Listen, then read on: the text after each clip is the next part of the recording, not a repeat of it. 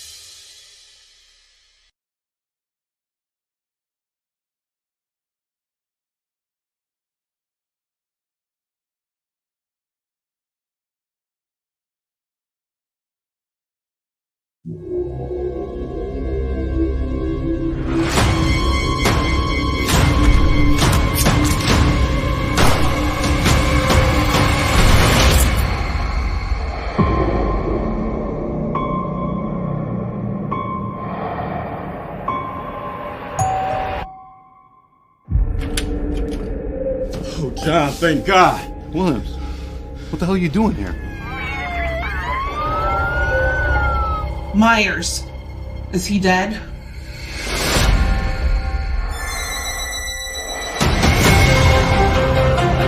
Myers has zero emotion. He has no motives. If he sees, he kills.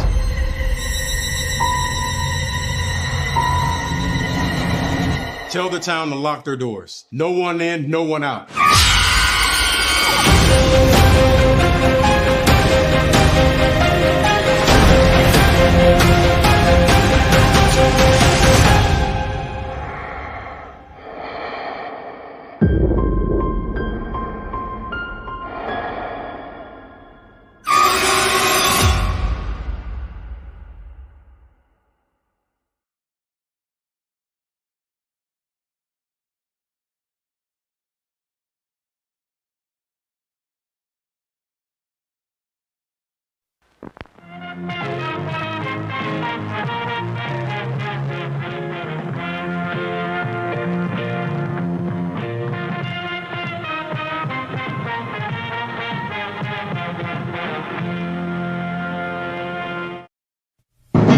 The Jeff Meacham Network's Multiverse of Media. For over 15 years, the recognized symbol of excellence and the standard bearer in coverage of sports and entertainment.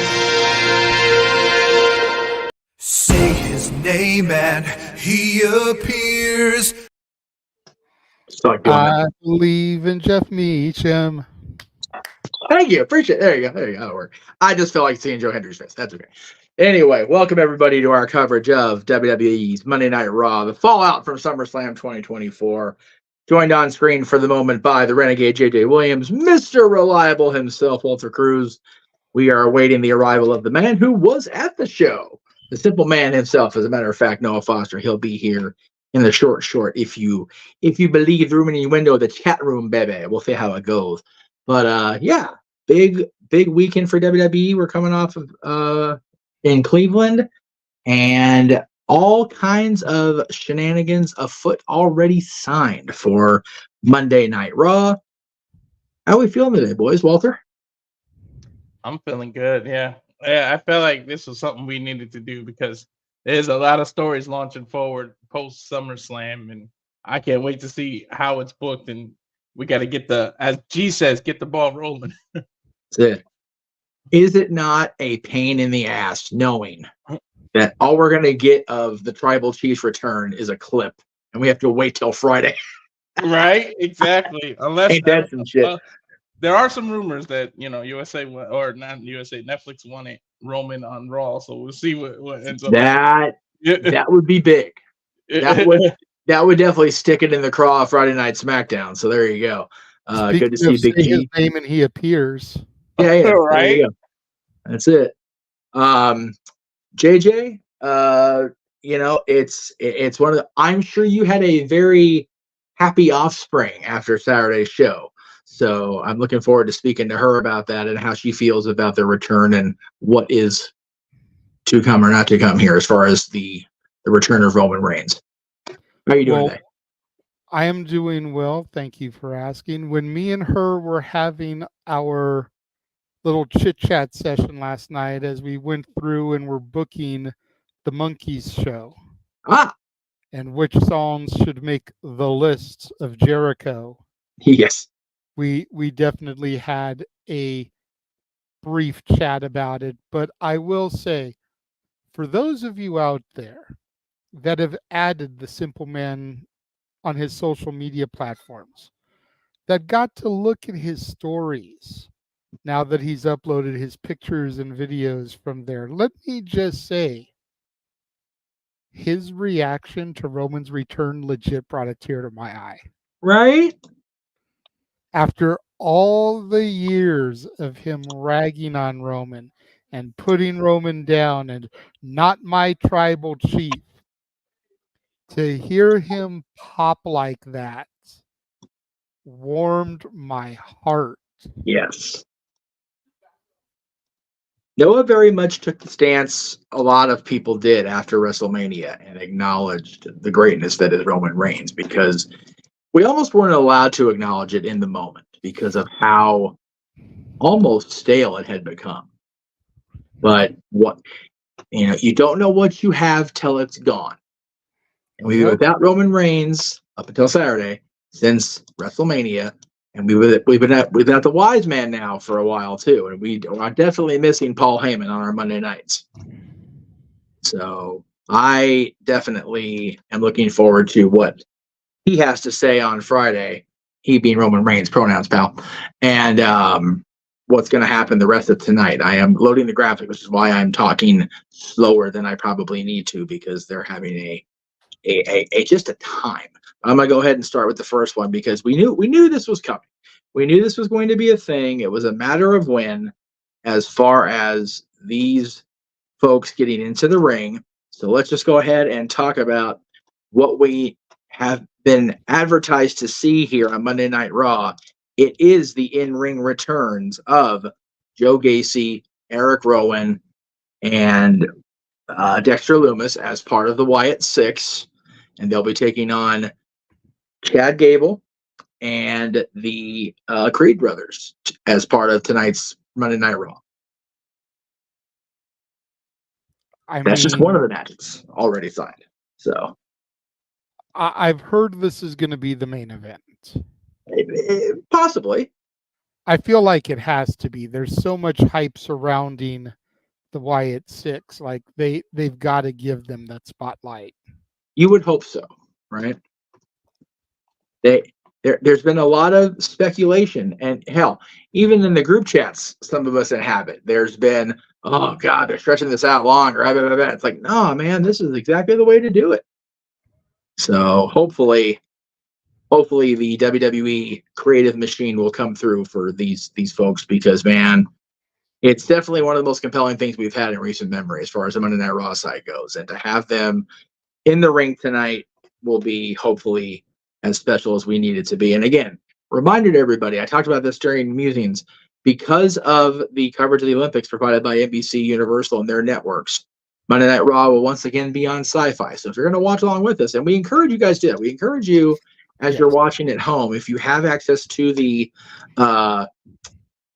feed for television here in the United States, please tune in and give the WWE, give NXT, give AEW, give TNA your love and television support, because man, it's one thing to have us call it, describe it, but it's another thing to have the dulcet tones of the Renegade and Mr. Reliable and the Simple Man along with what you're seeing on the screen. So, in addition to this, I'm more interested to see what gear they wear. Yeah, definitely curious on that. And I mean, you got to figure the Wyatt Six is going to win. Otherwise, they've completely buried him. Right. Yeah. It is a complete misstep. So, like, I really don't want to see Gable and the Creeds eat an L in their first outing as a unit. Right. But at the same time, this restructured, rebuilt reboot of the Wyatt Six, they have to win. Yeah. Yeah. This is one of those, unfortunately, they've painted themselves creatively in a no-win scenario here. Yeah, I almost wish the Creeds and Gable's first match was against Tozawa, Otis, and maybe Austin Creed, Xavier Woods. Right. That way they could at least get a W in their first outing as a unit. Yeah. And then lose. It could very well be there is no finish here, and the Wyatt Six just caused their usual shenanigans and ends up being a big cluster schmoz. So it's we shall also see. possible we'll see Ivy Nile out there, and maybe we'll get Nikki Cross as Abby the Witch, or possibly the return of Alexa Bliss. There you go. Yeah. To get involved, and that's how the match gets thrown out, is the female involvement on the outside. Yep. Leads to the schmozzy finish. Alexa has a birthday this Friday, so we'll see if they bring her back early as an early birthday present to her and to the WWE Universe. We shall see. Dakota Kai will be in action tonight against Sonya Deville. Looking forward to seeing both of these ladies in one-on-one action personally. Long overdue for me, either one of them to have a singles match, so that's freaking cool as hell. My question is who's the baby face and who's the heel? Right. Don't necessarily need it in this case, I don't think. No, but I mean, like, I don't understand the logic in this booking. Well, I don't know about the logic in this booking, JJ, but I do know that there is a great amount of logic within the man we're bringing in right now, and he's also the simple man and the man who was part of SummerSlam, live and in public, if you will. He is Noah Foster. How you doing, brother? Doing good, Jets. A bit. Good to be back here on the Multiverse of Media. Good to see y'all once again. Good God Almighty, what a freaking weekend! And this humidity needs to really go somewhere. And the day itself, it was what it was. But in the words of Big G, I'm far more than just happy to be here. This is a relief, and this Raw is definitely going to be the most interesting Raw since WrestleMania, to say the least. So I am definitely down for being part of this. So before I get too far into the weeds of you telling the story of your weekend, let me just congratulate Noah, right? 18 hours of sleep. Right? Because damn it, if anybody earned that amount of sleep after the work he's put in this year between his actual job and working for my dumb ass, dude, I can't even. That's awesome. So happy for you that you got to have that literal day of rest. I don't think I can get 18 hours in 2 days.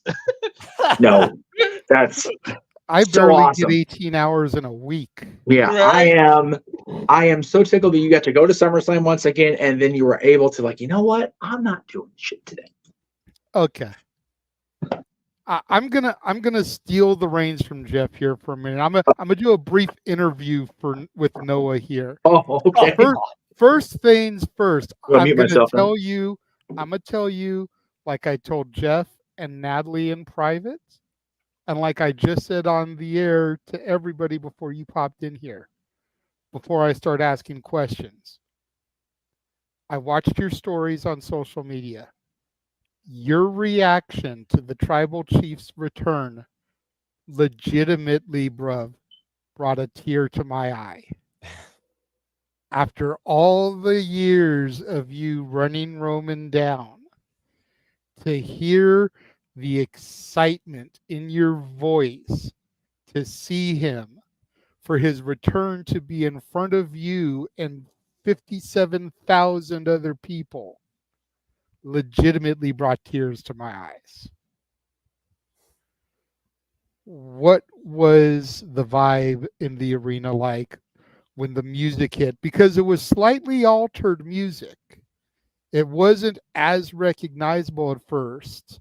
And I've heard a lot of people like, well, they should have just played the normal music for the return, and then if they want to alter it for his next appearance, do that. Just people, familiarity on Impact. But what was the vibe in the arena when they saw Head of the Table on the Trons and they realized that it was fucking happening? if there was a roof, it would have needed to be refounded and checked by the city inspector. That's the vibe. Everyone stood to their feet, and that place exploded in anticipation for the what the fuck?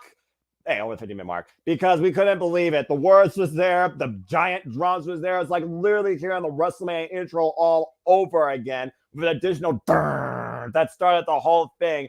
It was damn ridiculous. And then to see and acknowledge it was something else, to say the least, by everybody.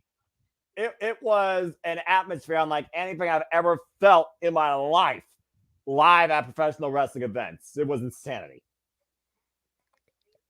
And not only that, but you got to see your boy, yes, Walter, ascend to his throne and become the world heavyweight champion, for the mat is sacred. And now so is the title of Monday Night Raw. To follow this man's career all the way through the genesis of what became Ring Cup and WXW, through his work in Progress and across the independent wrestling scene, OTT, to what he became in NXT UK. When I heard that WWE was trying to create, based on NXT, my NXT, that brought me back as a fan of WWE in the first place, probably over a decade plus. And they were bringing that to UK, the most passionate fan base in the world. I was like, there's at least 3 people I need to see on there. I need to see Bruiserweight Pete Dunne. I need to freaking see Killer Kelly. And I need to see Walter. And out of those 3, 2 of them became the most prolific figures in that entire brand's history and longevity while it existed. And now the man, the Ligne General, Walter, now Gunther, transformed mentally and physically and emotionally and spiritually, for being honest, as he was married to Ginny, who, of course, he celebrated at ringside with. Congrats to the both again. I couldn't be happier to see the culmination of that achievement. Last year, I saw him once again bring prestige to the Workhorse Championship, the Intercontinental Championship, a title I've held near and dear, my entire life. I still say the white leather version, though, is my favorite for life. But to see him now be the world champion in his career, and WWE on their grandest stage, Monday Night Raw, the longest weekly running episode of television history, and the second biggest stage in their overall existence, arguably, SummerSlam. This SummerSlam felt like a WrestleMania experience to me of what I saw, especially with Gunther's crowning achievement. I couldn't be happier. And I am happy for you for getting to witness those moments, bro. I don't know if you watched back the entire call, but there were multiple moments where I said, fuck you, Noah. Because you got to see Braun Breaker, you got to see LA Knight, you got to see Gunther, you got to see the return of Roman Reigns. And even though I know you weren't exactly cheering this person on, me and Walter supporting her, you got to see Queen Nia ascend to her throne and finish out her redemption since returning to the company. Not only did Liv Morgan put a cap on her revenge tour, but Queen Nia put a cap on her redemption arc. And that was a very cool moment, and especially her coming out after the match, hugging her mom, Mama Rock being there at ringside. Yeah. Talk a little bit about that, because I know I saw your stories, man. I know you were too keen on Queen Nia taking her throne. But in the grand scheme of things, her being able to claim her redemption. It's like I was trying to say on my syllable tape before shit hit the fan here. You can't argue with the work put in that brought her back to this point, that level of trust, that level of believability, that level of, I would say, also self-recognition rebuilt within her, because I'm sure she was dying her a lot too. And working with probably the best person she could work with right now in the business based on long-term history, Bayley.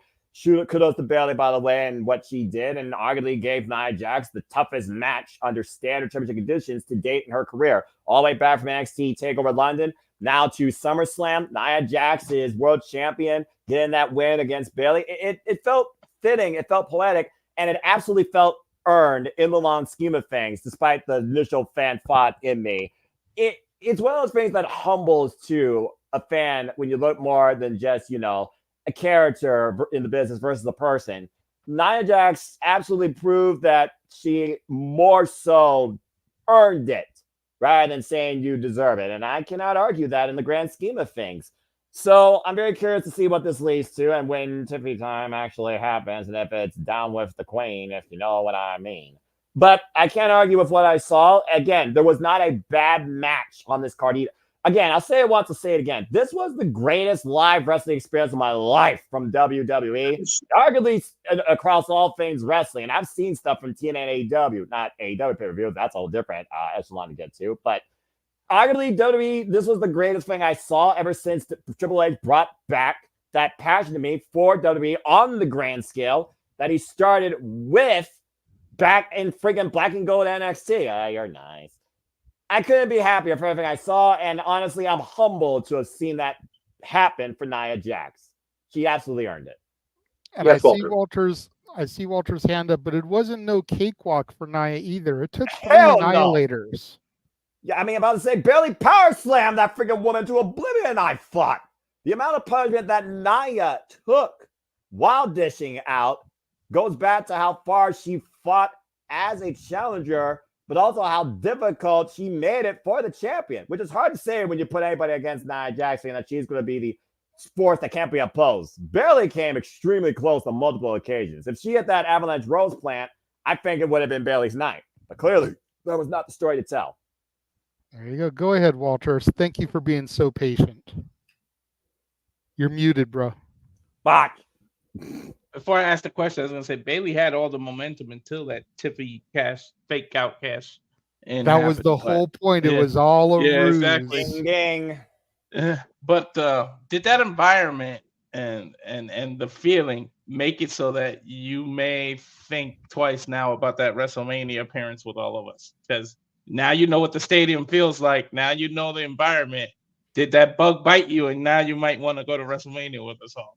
Especially now that it is the Triple H era. Last year, we were kind of in it, but Vince still had his hands in the cookie jar. Ever since WrestleMania this year, it has been full-blown Triple H era.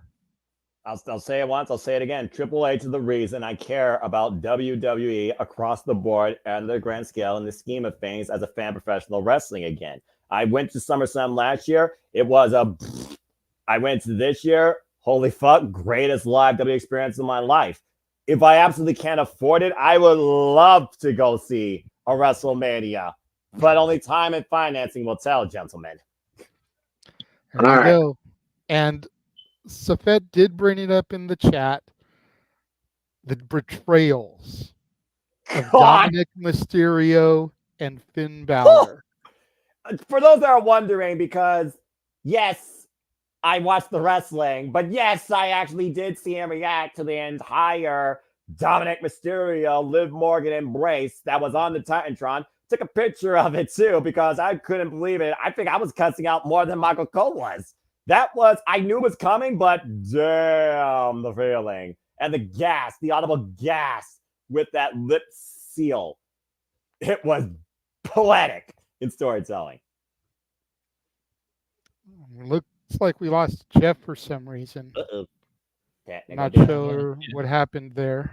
But anyway, as you were trying to say before I gave you the live gas atmosphere reaction, again, the Cleveland Browns Stadium, 57,000 plus, they're pretty much into the entire show, probably most of the night, except for the time they went to go, take a breather, because again, it was a 4-hour plus long actual pro wrestling show with 7 matches, and we literally were at the crossroads of the show with Bayley and Nia Jax. So, but yeah, that first match though, that end moment, that was the first time I heard a unanimous reaction, and it was quite interesting to be a part of.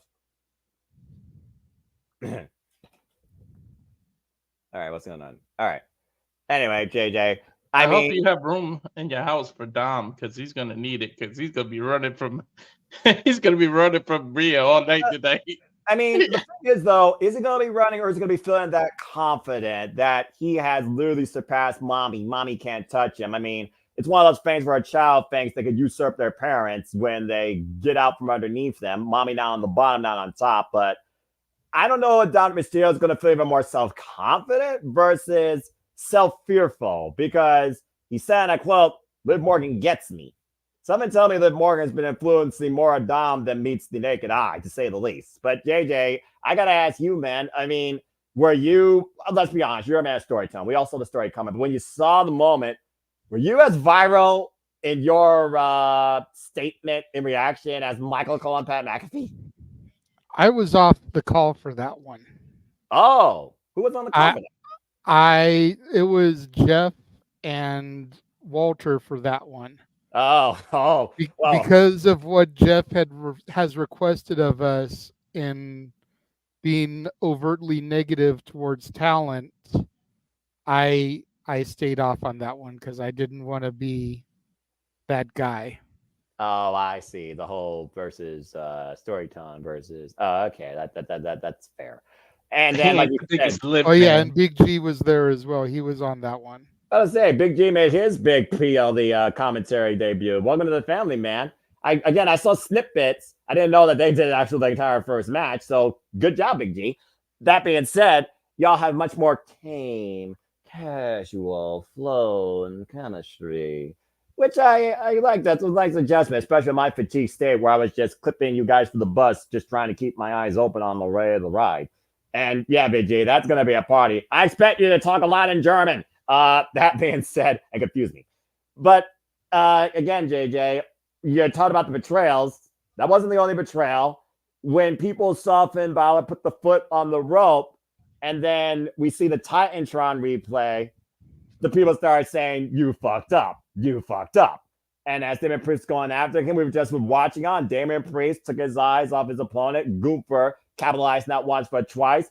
Powerbomb, sleeper hold, new World Heavyweight Champion with a sadistic grimace with internal smiling probably on Finn Balor's face. And CM Punk and Drew McIntyre and Seth freaking Rollins, that was a story of emotions for everybody there. Yeah, and you could see the subtlety going back to SummerSlam 97 with Punk in the Bret Hart gear, McIntyre and Taker-ish gear, Seth's referee outfit, very reminiscent of Shawn Michaels in that match. The steel chair coming in. You know, there was a lot of nods there that if you're very familiar with the match, like a lot of us older heads are, then you picked up on it. Some of the younger fans, you know, I used to call them the C Nation era fans, but can't even really do that anymore because those fans are damn near 20 years old. Right. They should be familiar with that match at this point. Well, you said 1997. Yeah, you say 97. I got all those vibes. Again, you and I are historians, and I've grown even more knowledgeable because of you and Jeff, and I appreciate you guys for life on that. But when I was once a wee lad, I was 5 years old in 1997. Even I picked up those references. The moment that botch, might as well. Seth freaking Rollins came out with that type of attire. I was like, oh, okay, so he's going 1997 on me. Considering Shawn Michaels is my all-time favorite WWE superstars, I've told you verbatim. But yeah, and again, the key moment that made us all really gasp when we saw that Seth had the bracelet not in his pocket, not thrown out to the side, on his wrist. Now, I don't know about you, JJ, but a special guest referee is aside, when there's an obstruction, an item, something you feel that could impede the flow or anything in the match in general, you take that crap out, you stuff it in your pocket. I think there was definitely more to say with Seth actually wearing it. I want to think that Seth's heart was in the right spot. A little bit I do too. You know, because if you put it in your pocket, you could forget about it. If you kick it out of the ring, you could lose sight of it. Or if they go back to the outside, it could get stepped on and broken. Putting a bracelet on your wrist where a bracelet is intended to go kind of makes sense in that aspect. So I want to think that Seth had his heart in the right place, and he was just trying to hold it for Punk. But we also know the way that he feels about Phil Brooks. We've heard him on multiple occasions the way he feels about Phil Brooks. Exactly. So you never really know, but at the end of the day, that's what cost Punk the match, is that temporary distraction and turning his focus from Drew to Seth. Very much as it was Drew turning his focus away from getting out of the ring with the title to Punk that caused his downfall with the briefcase cashing in the first place. CM Punk screwed CM Punk. Simply put, he took his eyes off his opponent. Drew McIntyre got revenge and redemption with the low blow and the pinfall count win.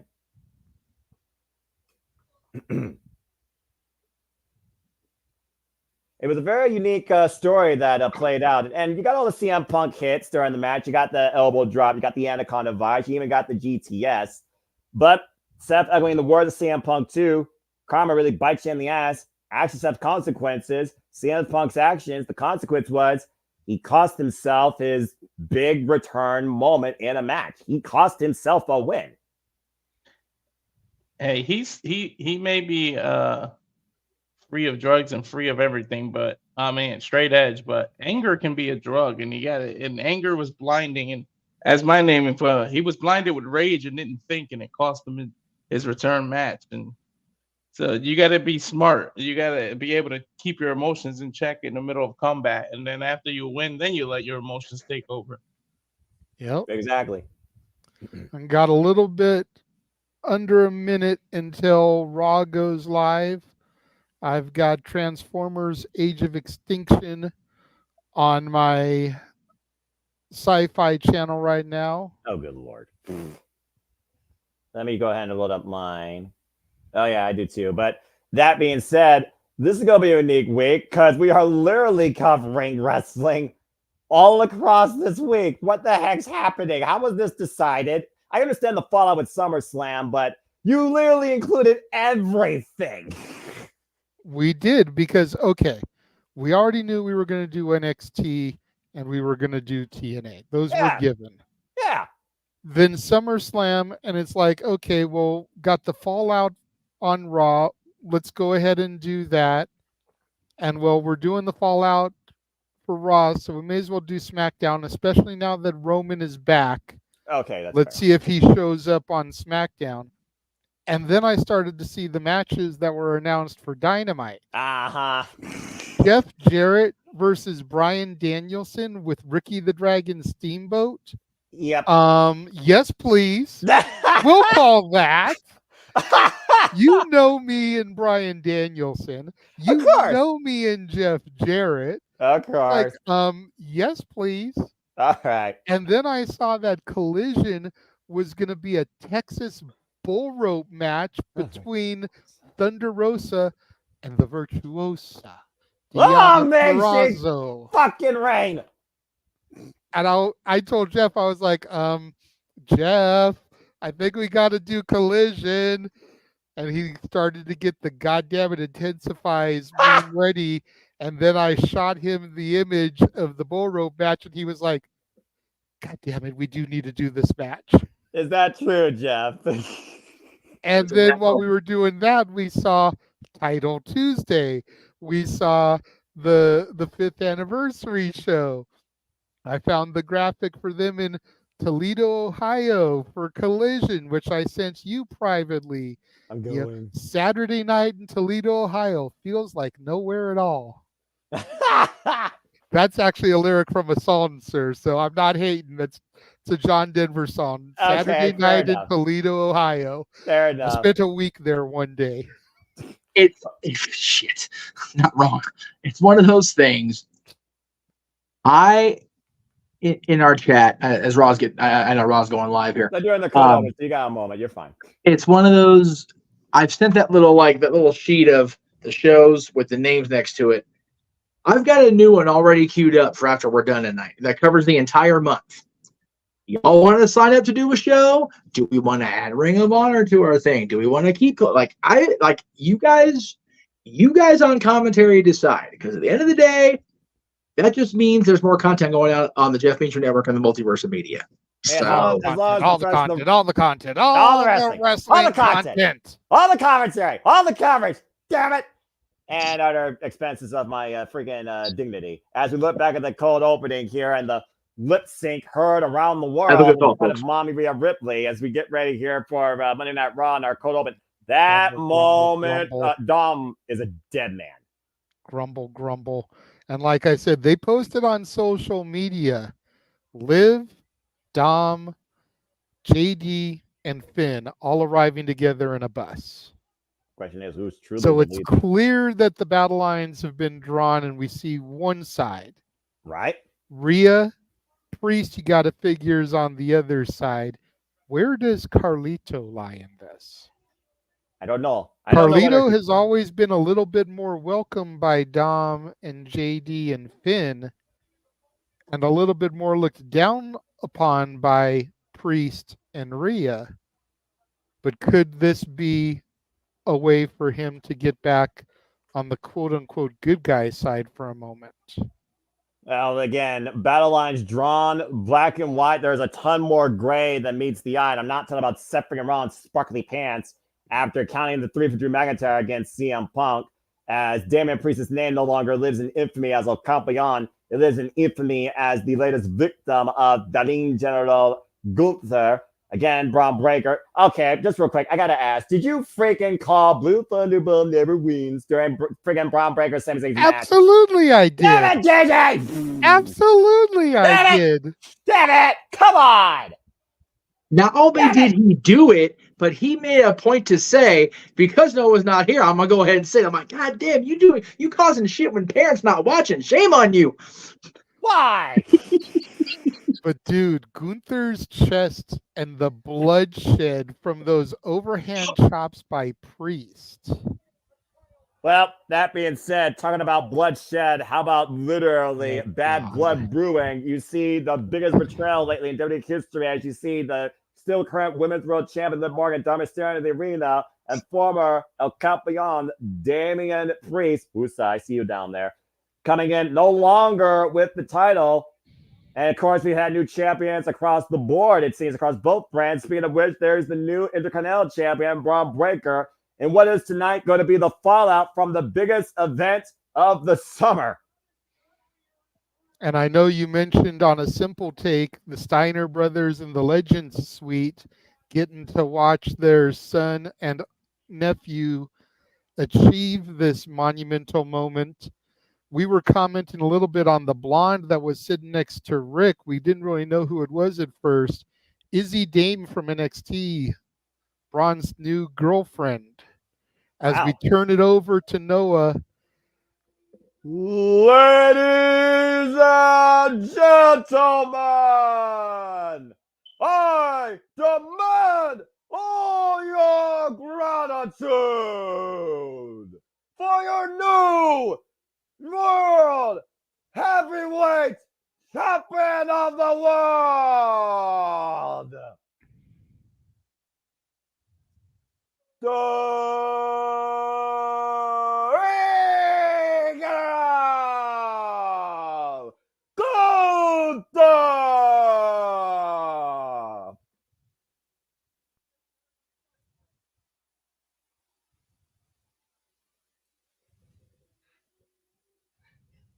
That is the greatest sight I've seen in WWE this year.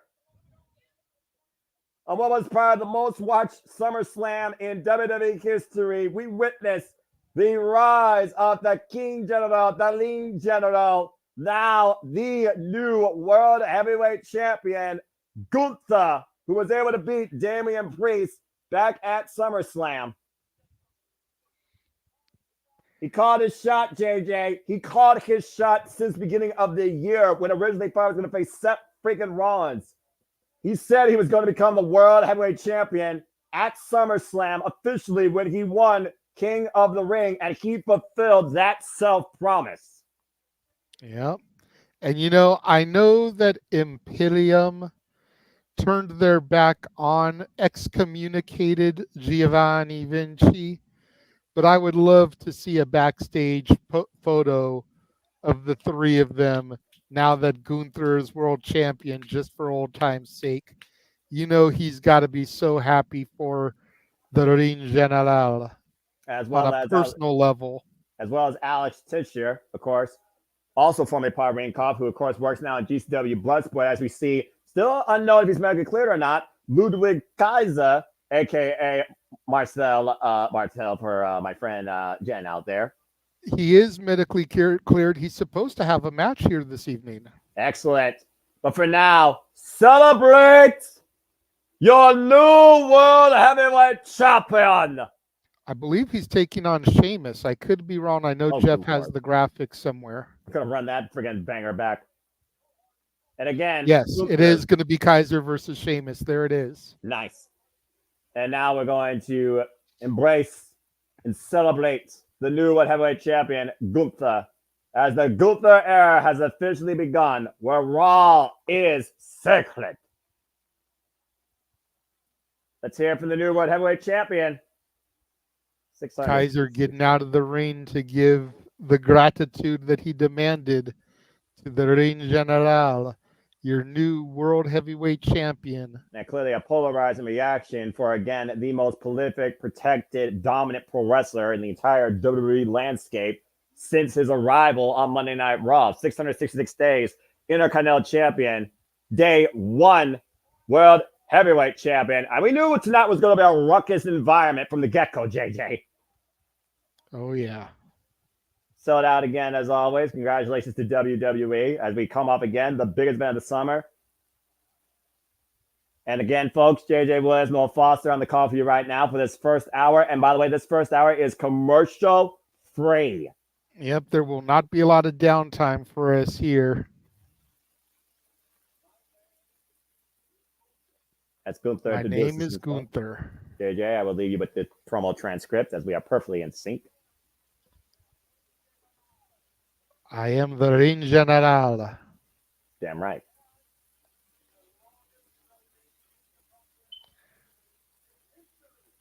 I am the longest reigning Intercontinental Champion in history. I am the King of the Ring. And now, I am your World Heavyweight Champion. Kaiser outside the ring gives a round of applause, a standing ovation, as it were.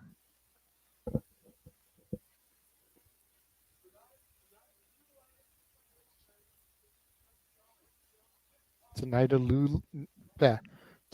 new legacy begins.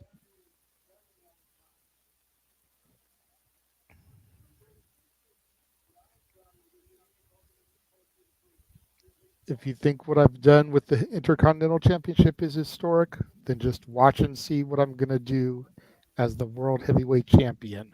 Oh, good luck to the entire WWE locker room. Right? I fully expect Gunther to hold this title till at least WrestleMania, if not next year's SummerSlam. Yeah, I got at least a year and a half on him. He's prepared for everyone and everything. There's nothing that can catch me off guard. I am greatness personified. Damn right!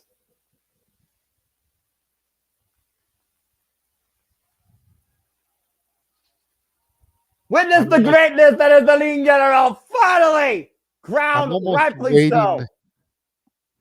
I'm almost waiting for somebody to come out, some kind of music to hit. So from this night forth, Monday Night Raw, and the legacy of this great business, of this great sport, and the World Heavyweight Championship belong to me.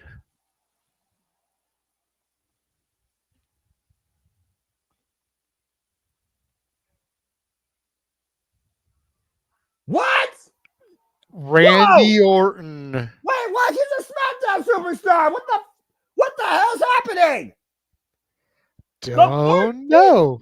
The 14-time WWE World Champion. Oh, shit. Wait. My mind's going off here. JJ, Randy Orton was the last victim of Gunther in the finals of King of the Ring. There's still controversy regarding the Viper Randy Orton beating Gunther fair and square that. Not clean as a whistle. They have not visited since. Yep. And that could be exactly what they're going to play off of heading into possibly Bash at Berlin. I mean, what bigger coup for Gunther than for his first title retention to be against the Viper, the Apex Predator, the Legend Killer? I mean, though Randy Orton's been very busy these last few months since King and Queen of the Ring, dealing with bloodline warfare on SmackDown alongside Cody Rhodes and Kevin Owens. Now, I'm not going to lie. I was expecting somebody to come in, but Randy wasn't my thought process. No. If I'm being 100%, I was expecting John Cena. Somebody put it out there that Cena versus Gunther at Mania would be money. Yes. And I almost thought they were going to do that, pull that trigger to kind of help start building to that. But in the meantime, it looks like we're going to switch gears because the Viper wants to revisit a date with Gunther. And this time, the World Heavyweight Championship might be part of the picture. A title very familiar to Randy Orton. Let's not forget, the youngest World Heavyweight Champion. Yep, when he walked down to the ring in Toronto 2004 and found the title just laying in the middle of the ring in those god-awful peach tights 20 years ago. It looks like Randy Orton has something to say here towards the new World Heavyweight Champion. For those of y'all that can't see the green room, Jeff was literally just doubled over because of me going there. I figured as much, honestly. If you know, you know, folks. Well, this is certainly a unique opening moment. St. Louis's own. Fans very emphatically chanting Randy, Randy.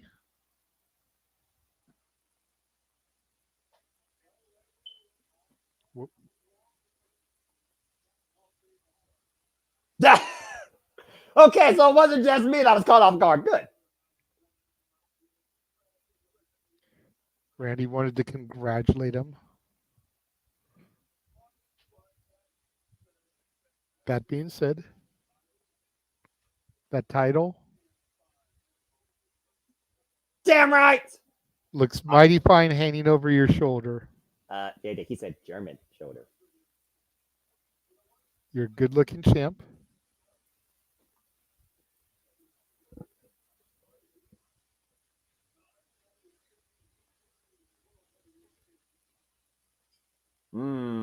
He's the only reason Gunther's carrying that title in the first place.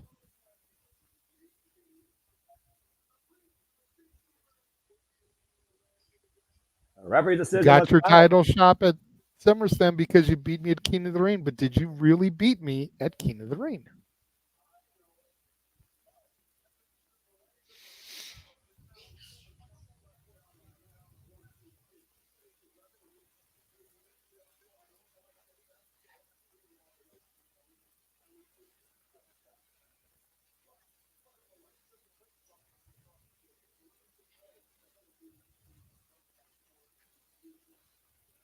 That is a fair argument.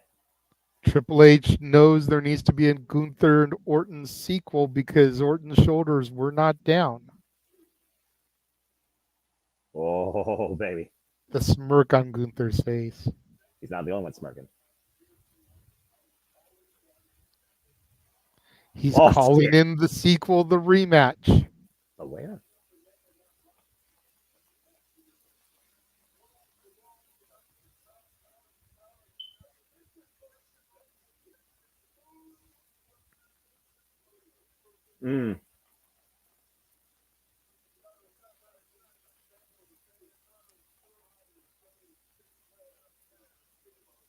Oh! Randy thinks the fans deserve a modern day Flair versus Steamboat.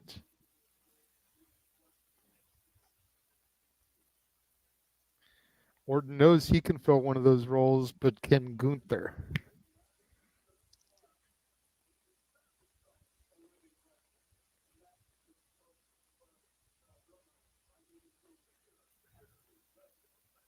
Former legend killer. Gunther considers himself a living legend, but Randy made a career out of killing legends. What?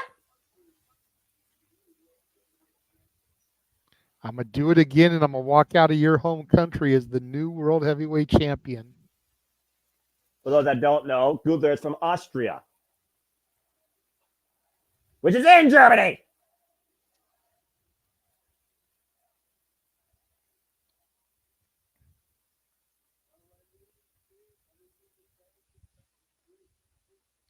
Everything you just said is true. And to be honest,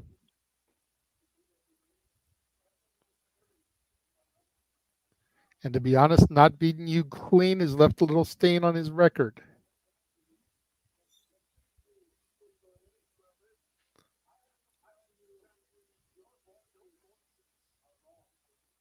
If those voices in your head are telling you can beat me in Berlin, I've got to tell you those voices are wrong.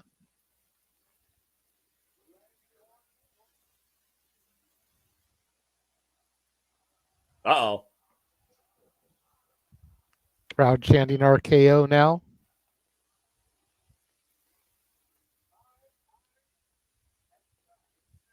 Yes! Randy Orton, I accept. We have a World Heavyweight Championship match for Bash to Berlin, the Legion of Gunther versus Randy Orton.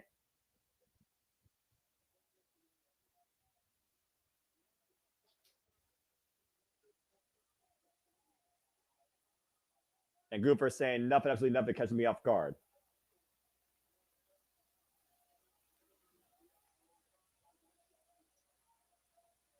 I want you to see it coming. Well, if Randy Orton gets an RKO out of nowhere, we very well might have a 15-time World Heavyweight Champion on our hands, as the Viper, the Legend Killer, has put the challenge out there, now accepted by Gunther. Gunther's first defense will be Bash the Berlin, and it will be against the Viper Randy Orton for the World Heavyweight Championship, as the era of the Ligue Generale has officially been ushered in. And you know this is, I mean, obviously it's the Triple H era, but this is all Triple H is doing. What better way to make Gunther look like a strong champion than to defeat the man that Triple H himself once proclaimed the future of the business? The former future self-proclaimed by Triple H of the business versus honestly the future of the business we're looking at now in Gunther. And of course, you were talking about earlier, Ludwig Kaiser, of course, who has returned on Monday Night Raw. He will be in action tonight against Sheamus. But let's go ahead and acknowledge not just what we just heard tonight, but what we heard, what we saw, what we witnessed at the end of SummerSlam with the return of the original Tribal Chief Roman Reigns. We're going to look further back at that moment later tonight on Monday Night Raw, where Roman Reigns speared Solo Sikoa and cost the Bloodline the WWE Championship. And also tonight, the in-ring debut of the Wyatt Six in six-man tag team action. They will be competing against Chad Gable and the Creed Brothers. Chad Gable has been haunted by Uncle Howdy since the Wyatt Six arrived to Monday Night Raw. And tonight, in case y'all wanted, they're in the beautiful town of Baltimore, Maryland. And again, sold out crowd on hand for Monday Night Raw. Beautiful skyline, by the way. Let's see what Jack Ramon's talking to in the backstage area. Famous fella. Oh, Figure Kaiser is still out there at the ringside area. They're probably going to go straight into this match as opposed to having to bring him back out. I mean, that makes sense. Apparently, Sheamus is the one to be blamed for the injury that happened to Ludwig Kaiser. The human Ken doll, the disrespect. Well, I mean, his girlfriend is Tiffany Stratton, Barbie, so. Oh, damn it. I got Noah there. He's got no reply. Well, at least this match isn't brought to us by Mattel. Although they do their action figures. Look, the day that Mattel is on the freaking LEDs is the day I'm like, goodbye. Of course, Sheamus has more than one issue he's been dealing with lately, and the former brawling brute, Pete Dunne. That being said, are you ready for a banger? Well, JJ, it may be Monday, but it's also, well, I'll let you say it. Fight night! Every night that Sheamus is on our screen is fight night. This is accurate. The Celtic Warrior. And here comes WWE. Beaker, but where is Dr. Bunsen Honeydew? Whoa, wait a minute. Surprised they let him out of Muppet Labs. Well, the joking aside, we're getting straight to business tonight. Sheamus driving Ludwig Kaiser to the barricade. The bad blood that's escalated with these two ever since their first one-on-one match, where Sheamus said, let's do it again. And we saw what happened following that. Ludwig attacked this man. Yeah, I knew it was going to be a physical start with these two right now. Both men still have not gotten in the ring. This match has not officially gotten underway as this commercial-free first hour Monday Night Raw unfolds with our first in-ring action. Yes. Sheamus ready to go. Ludwig looks like he's ready to go. And again, that caused by Kaiser right now, that momentary pause. Oh, jeez. Kaiser getting receipt. There's the bell ring. The match is now officially official. Again, you figure about what Sheamus been dealing with Bronson Reed and Pete Dunne. Now he has to deal with this former history with Ludwig Kaiser. Everyone pretty much has been the Celtic Warriors' enemy since his return back to WWE. And Eddie Orango's going to have his hands full with these two men. There's no denying that. Oh! Big boot to the chest, the bright white chest of the great white Sheamus. Ooh. Brutal slap to the face by Kaiser. Just the disrespect. You see the blood vessels rising on the chest of Sheamus here. A shade of red being shown. But we also know Sheamus loves to fight. It's the only color you ever get on Sheamus, as pale as he is. And now Kaiser might be getting his own shade of red, courtesy of these open palm strikes in the corner. Oof. Good Lord. Grief. Might end up smacking the spray-on tan off of him. Well, we've also seen Ludwig Kaiser really try and stand on his own, and there is an inverted kick, it looks like, to the leg, almost a chop block of sorts. And we saw this strategy employed before by Ludwig Kaiser. He went after the legs of Sheamus. He's doing it again, going right after that thigh, trying to cause a Charlie horse. Ooh. Right hand doubling over Ludwig Kaiser, and another one now. Celtic Warrior taking back control here. Up on the shoulders. And Sheamus rolling through with the steamroller. Not often you see Sheamus use a move like that. It's very true. Again, this new era now ran by Gunther, also no stranger to the Celtic Warrior. Let's not forget their war back at Clash of the Castle over the Canal Championship. Kaiser right now looking for a reprieve and maybe breath back at his lungs, it seems. Kaiser's asking for medical to come out here.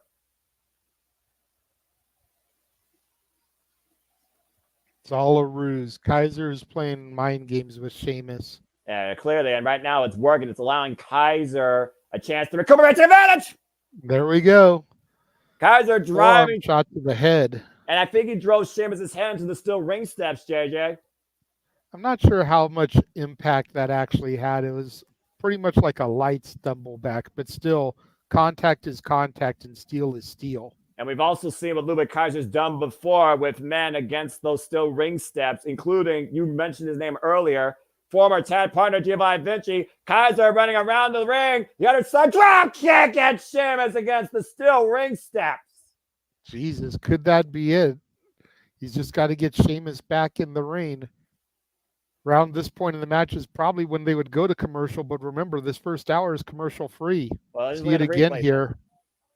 And again, folks, we got our first match made. I imagine the main event for Bash Berlin, which we will cover here, the Multiverse of Media. Special start time, of course, because they are in Germany, and that will be Saturday, August 31st.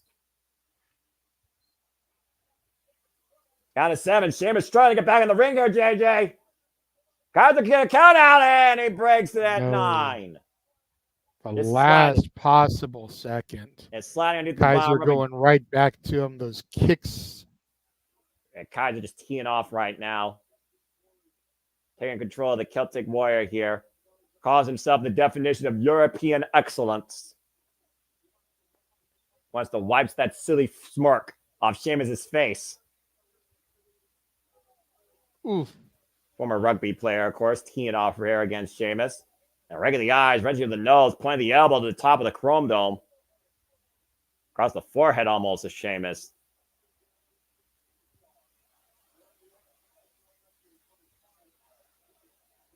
Oof! Big right hand again by Sheamus, who again is trying to get back in this fight. And a throat thrust, though, by Ludwig Kaiser. Stop that attempted for offense. And a bat to the leg. Yep. Again, going back to that already injured body part. Yeah, and just driving his body weight across the chest and throat of Sheamus. Sheamus now braced up against the apron.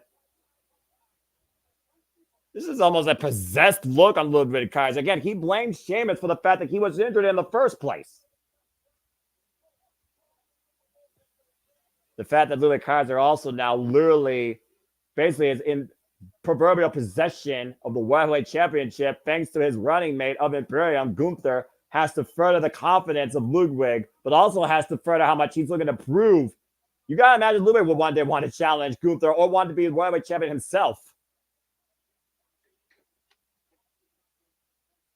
Oh, you got to be kidding me. He is not going to do this. 10 beats of the bowing by Ludwig Kaiser to Sheamus? Uh-oh.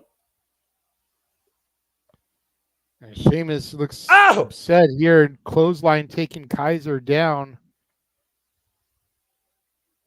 That is a not very smart move to try and play the Celtic Warriors game against them. You can call Sheamus a joke all you want with that smile, but he's as serious as it gets when that bell rings. Oh, man. Crowd chanting for Sheamus. And again, great kick combination by Ludwig into the cover, hook of the near leg. It's a 2 count. Forcing Sheamus to kick out. After again, forcing Sheamus to use his legs that he's already been trying to compromise throughout this match. And of course, Raw will return to the USA Network next week once the Olympics have concluded. And the disrespect being shown here by Ludwig Kaiser to Sheamus. Oof. Kaiser's got to make sure he doesn't let the emotions get the better of him and end up getting disqualified. Well, if nothing else, he's taking the fight out of Sheamus for now, it seems. Kaiser right now taunting the Celtic Warrior. Sheamus turning a whole shade of red on his face for a whole different reason. I was going to say, Sheamus looks like he's getting infuriated. And big right hands now by Sheamus. Overhead shots in Ludwig Kaiser. Both these men just teeing off against each other here. About to break down to a Donnybrook. Kaiser back though. Irish whip. Sheamus from off the ropes. Breaks for Ludwig Kaiser. Takes him down with an axe handle. And now Sheamus building momentum here. And a clothesline in the corner. Ooh. Knee to the spine up the Irish Curse backbreaker.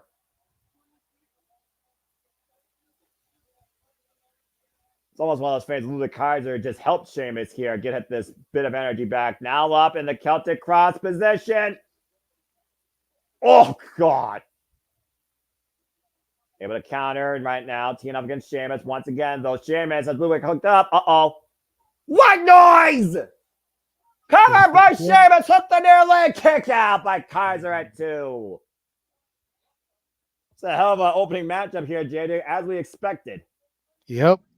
Irish Curse backbreaker couldn't do it. White Noise couldn't do it. You got to figure at this point, Sheamus is looking for the brogue kick. But again, were those legs damaged enough where he can't get the full extension of that? Take a look at the replay here, though.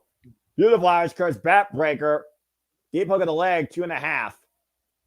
That's probably why he's been trying to avoid it and hitting him with everything else. But if nothing else is working. The Clover Leaf might work. Sheamus going to sit down deep on Ludwig Kaiser's back. And Ludwig right now on his side, though. Trying to somehow find escape here. Turning Sheamus around and finds a way to force the rope break.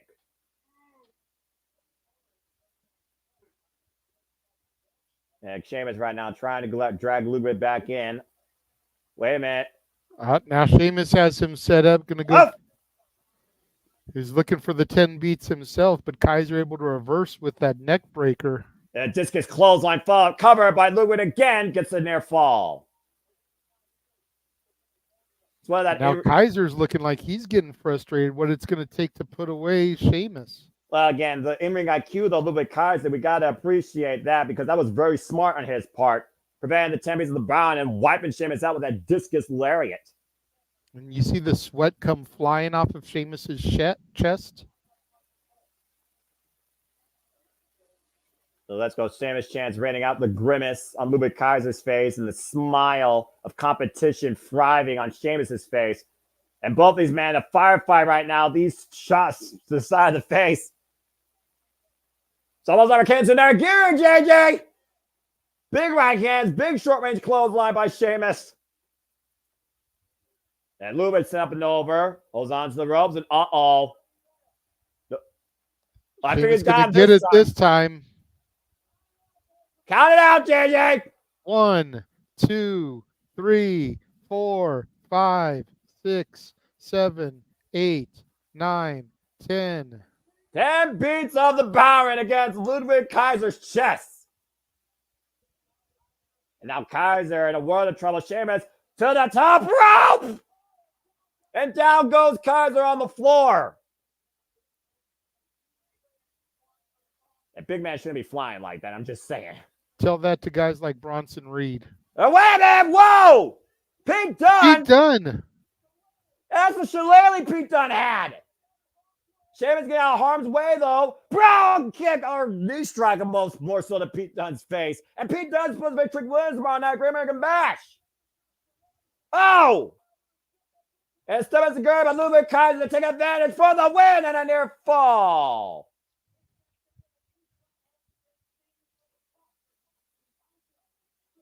And Kaiser, to your point now, looks literally apoplectic. The bad blood that Sheamus had against Pete Dunne almost cost him there. Ludwig's got to realize he's in control here. He has to stay focused on the attack. And Kaiser right now, going to put Sheamus away. Sheamus, though, hits the knee, off the ropes, fall through. Brown kick! Falls Kaiser, back on him. down and out. That's a 3 count for the fella. Called it, Noah. You did. And that rising knee strike, follow-up, bro kick combination. The Celtic Warrior with the win tonight, and he bests his former brawly brute with that attack.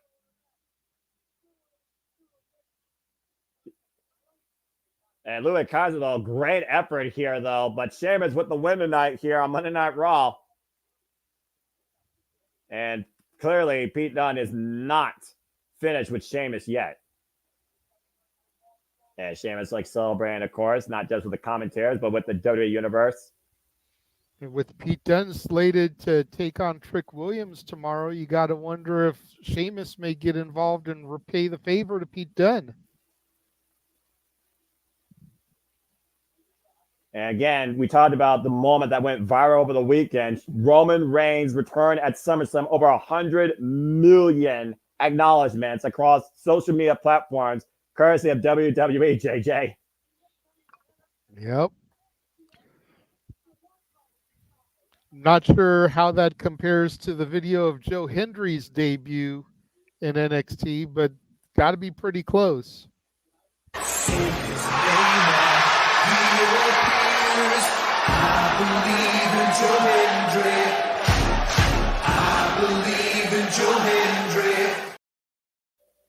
Again, do you believe? But do you also believe in long-term storytelling? As we talk about again, 11 years ago in Baltimore, Maryland, a prophet was unleashed. Of course, we are talking about the Rotunda family and forever immortal now, Bray Wyatt, as the Wyatt 6 is bringing us full circle tonight with their debut in ring in our main event. Tip! When I first saw the Wyatt family in NXT, I knew that this was going to be a wild ride, to say the least. Definitely. The symbolism of that lantern.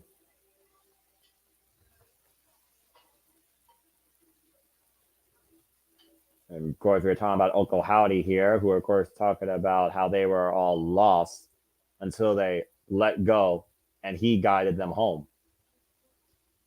We saw firsthand what these guys were capable of last week on Monday Night Raw against Chad Gable and the Creeds. Eric Rowan, Joe Gacy, Dexter Loomis, Sister Abigail, Uncle Howdy. They're here.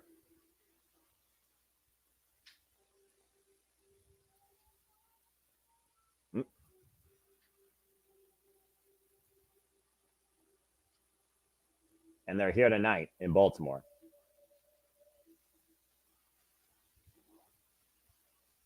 WWE's reckonings here, JJ. And Chad Gable, again, was one of the very first victims of the Wyatt Six arrival in those backstage assaults. And the Creepers apparently have trusted Chad Gable and his tutelage and looks to fight alongside him tonight against the Wyatt Six in six-man tag team action. Of course, we talk about, again, how we cover all things wrestling here, all things combat sports, including UFC. Shout out to the champ here. It looks like we got a little social media thing for our Marshall Maffers here. Yep. Talk about dominance across the board in all sports here.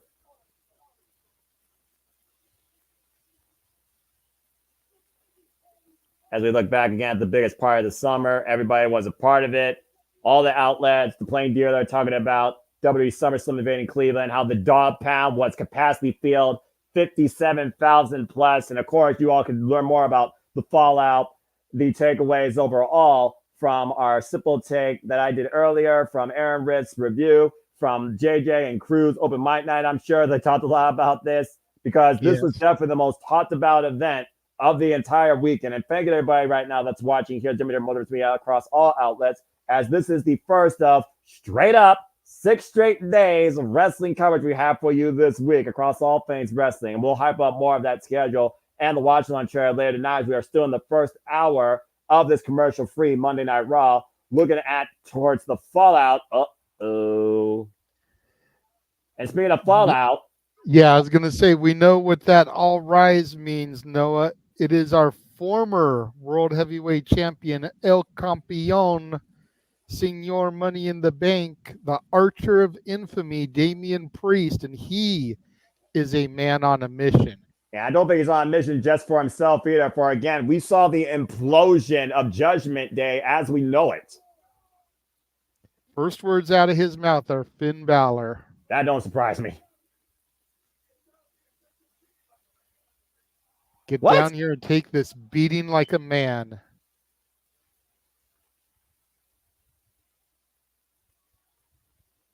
Hey, well, you did say earlier, they all are here. Is this for real?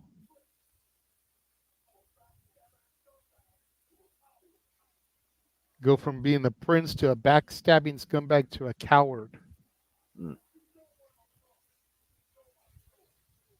Everyone knows your story. Where I'm from, you know my story. Most of my life I've been on my own. Until I found the Judgment Day. They gave me a reason to fight. Made me feel like I belonged somewhere.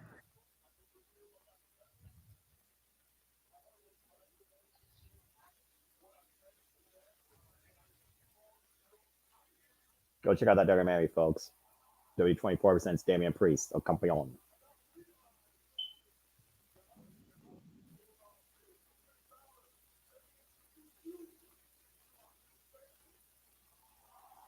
Damian Priest introduced Finn Balor to his family, the people. The WWE Universe.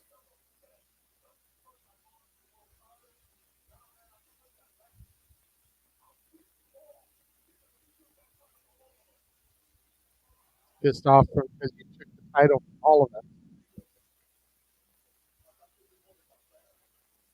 He made me feel like I disappointed my family.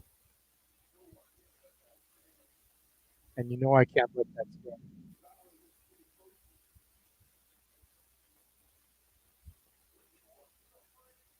Uh-oh. You're suffering? Know that I am the reason for your pain.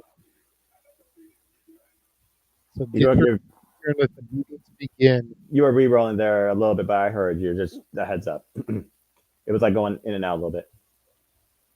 Uh-oh. Balor on the Tron.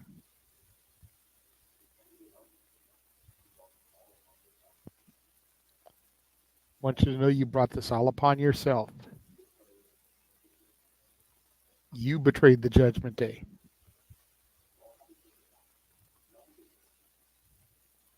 No leaders. Right. We're all supposed to have each other's backs. But that all changed.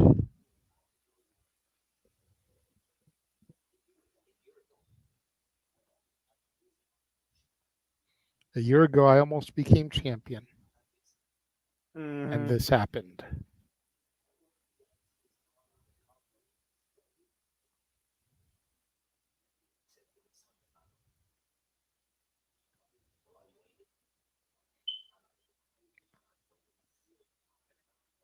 He literally waited a full year for this? Mm-hmm.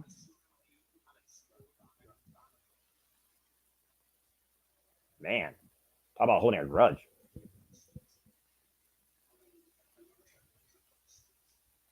You say you're from the streets, well, now you're just a loser from the streets.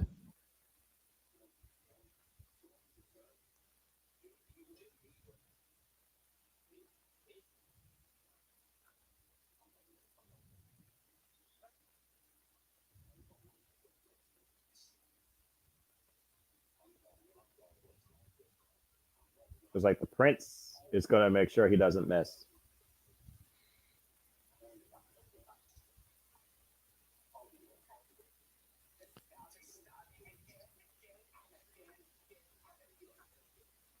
Man.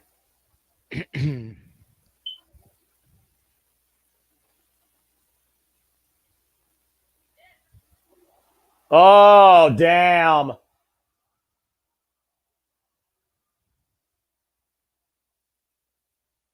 Finn Balor with Dominic, Liv Morgan, JD, and Carlito. Man, oh man. If Damian Priest wasn't driven by revenge now, Finn Balor take out Damian Priest when he least expects it. I'm not the best at reading lips, but I could have swore that Priest said that's bullshit. Even in Espanol, I think you probably are correct. And Damian Priest isn't waiting, apparently, for Finn Balor to pull the trigger.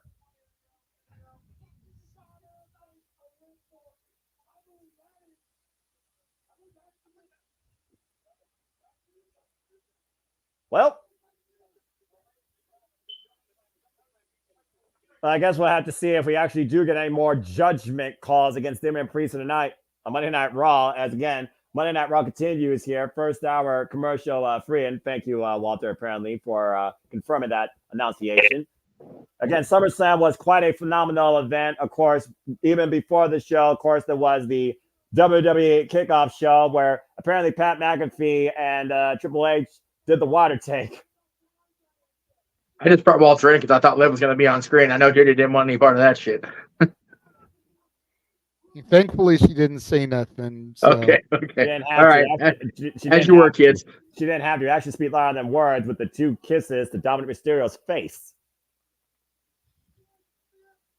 But again, let's think about what Finn Balor said. Talked about last year, man up. Shout out to Mark Briscoe. It took Balor a year, apparently, to man up. He's been scouting this moment since last year's SummerSlam. And here I thought this only went as far as that tension built back at Backlash earlier this year, JJ. It went a lot further than I thought. Did you think it went back that far? For what now? I missed some of that. I was kind of watching the replay here. I'm sorry. Oh my gosh, Michael Cole, don't ever do that again. What the fudge? Hey, he tried, damn it. Give him credit for trying. Well, I know one thing for sure that I'm never trying. That, especially in a suit. You idiot.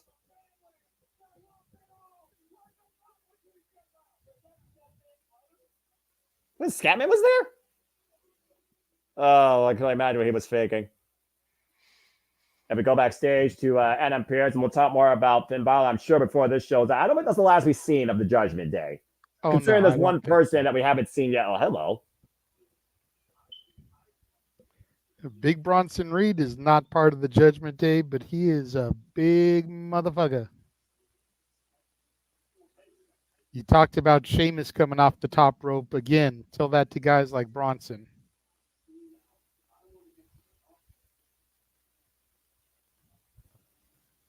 Apparently, Bronson Reed says if you're going to get to the top, he's created his own path.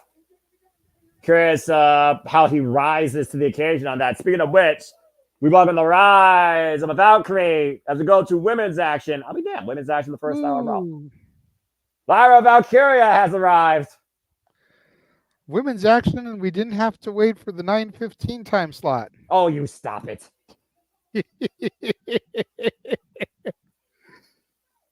Stop me when I'm telling lies, though, Noah. Like I said, 9 out of 10, you're not wrong.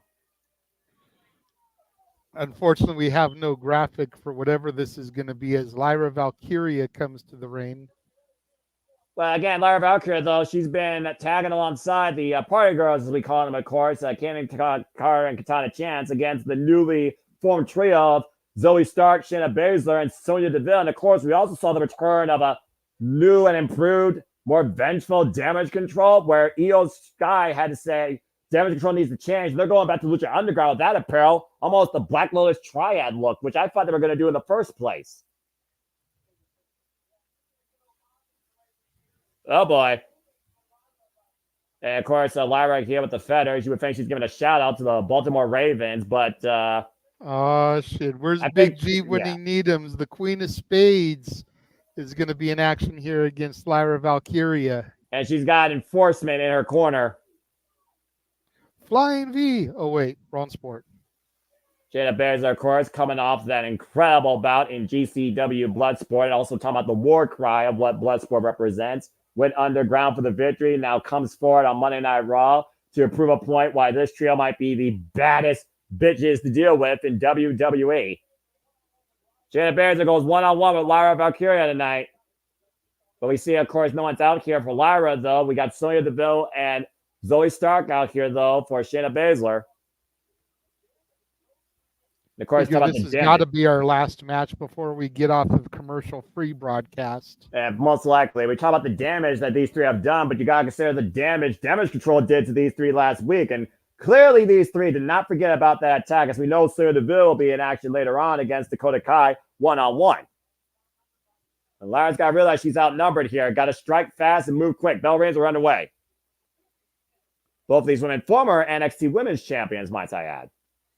Yep. Shayna going right to Lyra here. Yeah, submission magician right now, just bringing Lyra's arm down to the mat, going to work. Lyra Valkyria, of course, and Shayna Baszler also competed during the Queen of the Ring tournament. It was Lyra, though, that made it to the finals.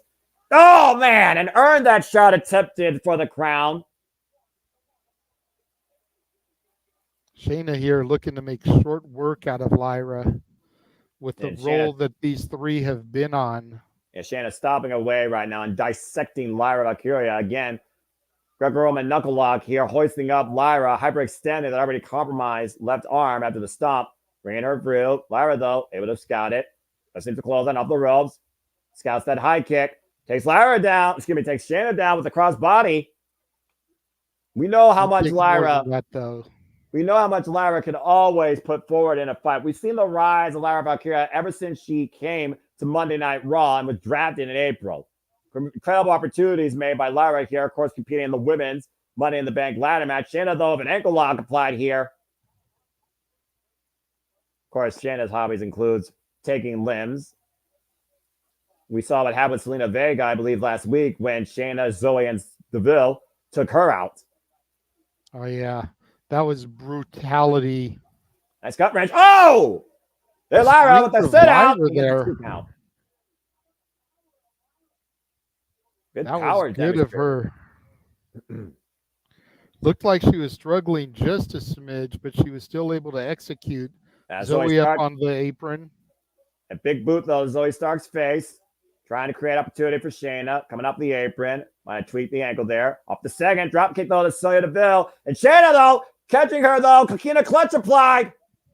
That's going to be it, I'm sure. If she gets Lyra down to the mat, that is going to be all she wrote. Lyra's been scouting Shayna Baszler, though. She knows Shayna's playbook here. Trying to hoist up again. Waist lock, though. Little roll through. Try to pick the ankles. Oh! Nice step against Guri. Rock Shayna Baszler. Now up in the fireman's carry. Up on her shoulders here. Oh, look at that. Nightwing. And I knew that was coming. Sonya and Zoe saving Shayna from the inevitable pinfall. Match getting thrown out due to disqualification.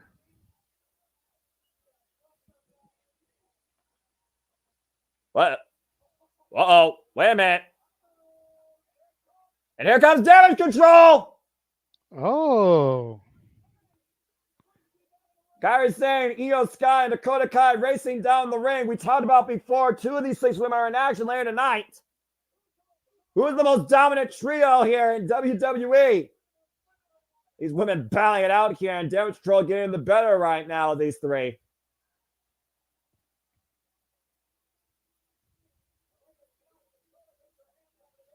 Well, Damage Control put into effect here, preventing the attempted post-match assault on Lyra Valkyria.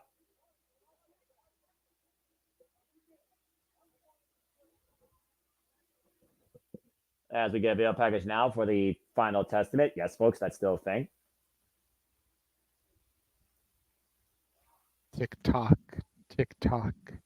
We have to fix the cuckoo clock. Probably talk about the fallout with Karrion Kross and Xavier Woods.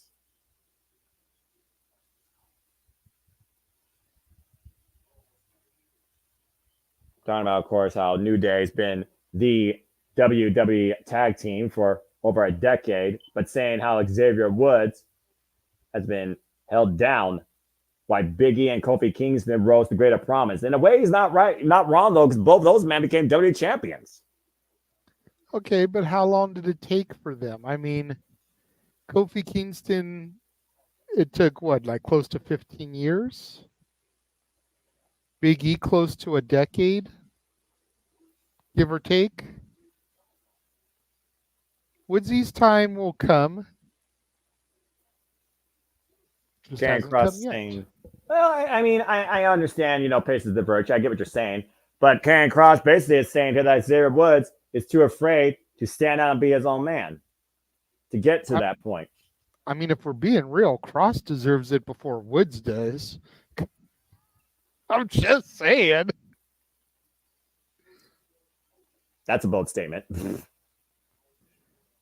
Am I wrong, though? In a way, you don't seem like you are, but I will say this. This man was still NXT champion.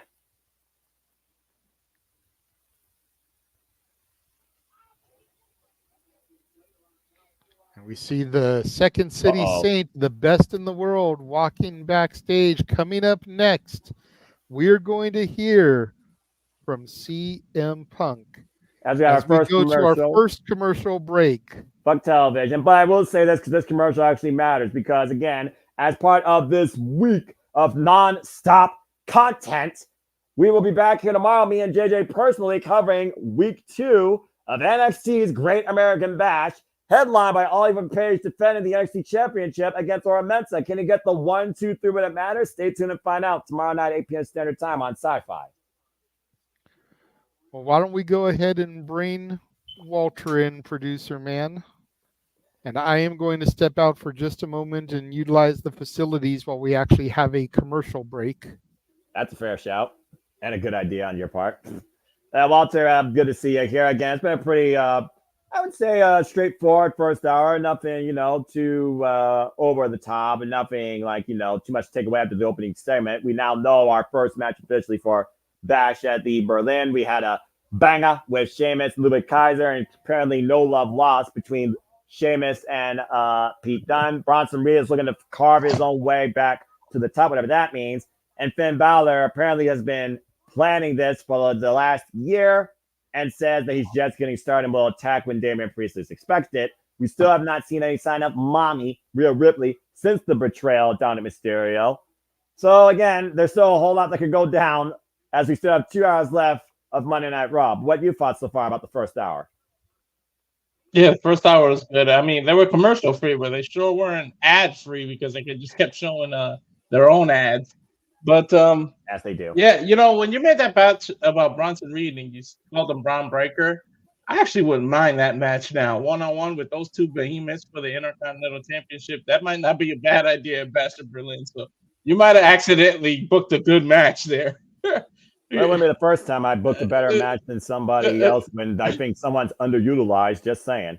But again, it's a new era right now. The thought of SummerSlam, we saw changes at the WrestleMania. Now we're already seeing the changes tonight after SummerSlam with Gunther as the world champion and Finn Balor apparently taking Judgment Day in a different direction, but not leading it, quote unquote, it seems. How many leaders do you see there on screen? You tell me. Damian Priest, though, ready to rip them all apart. And again, as we talked about before, the nonstop content for the week is just getting started. We'll run our watch-along trailer probably because I don't want to overexhaust things. Probably next commercial break, if not maybe, halfway through the show, if not maybe the top of the next hour. But as alluded to, we'll be covering Great American Bash tomorrow, AEW Dynamite Wednesday, TNA Impact Thursday, SmackDown Friday, and Collision Saturday. You're with us here at the Multiverse of Media live watch event schedule for a week-long dose of nonstop content covering all things wrestling. Shout out to the AEW family. God, come. What started as an impromptu NXT watch from us has boiled into covering all week. I'm here for it, man. Hey, I told you before, I'm a lifelong fan of professional wrestling. Damn it. Now I truly encompass all things wrestling, as of course the Olympics encompass all things sports. Shout out to Team USA. I hope they brought home a lot of the gold. Of course, the Olympics are still going on, so root for your favorite athletes in your favorite countries, folks. And at the end of the day, check out Primetime in Paris tonight on ABC and the Peacock, should you choose to watch the Olympics. And of course, we go back to SummerSlam. Again, Walter, you and a cacophony of people had some great fun on the call. As of course, SummerSlam broke all-time records, 57,791 attending in Cleveland Browns Stadium. We saw the coronation of a queen and the culmination of a road to redemption as Queen Nia Jax with Princess Tiffany by her side as the new women's undisputed champion. And of course, the drama was set to an all-time high with the betrayals, but also the fallout of Seth freaking Rollins, Drew McIntyre, and of course, CM Punk, where again, CM Punk's ego cost him his return match at SummerSlam. Actions indeed have consequences. But what are the repercussions of those consequences regarding personal issues versus professional development? We're about to find out here shortly. We go backstage, having Niall with the Creed brothers here. And JJ mentioned it at the beginning whether Niall would be a part of this.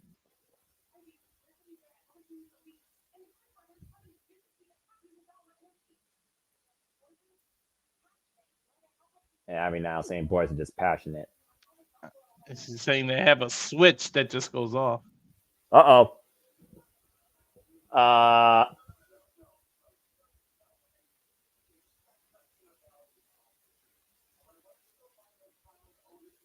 guess Chad Gable must have also picked up Ivy Nile as part of his new Alpha Academy.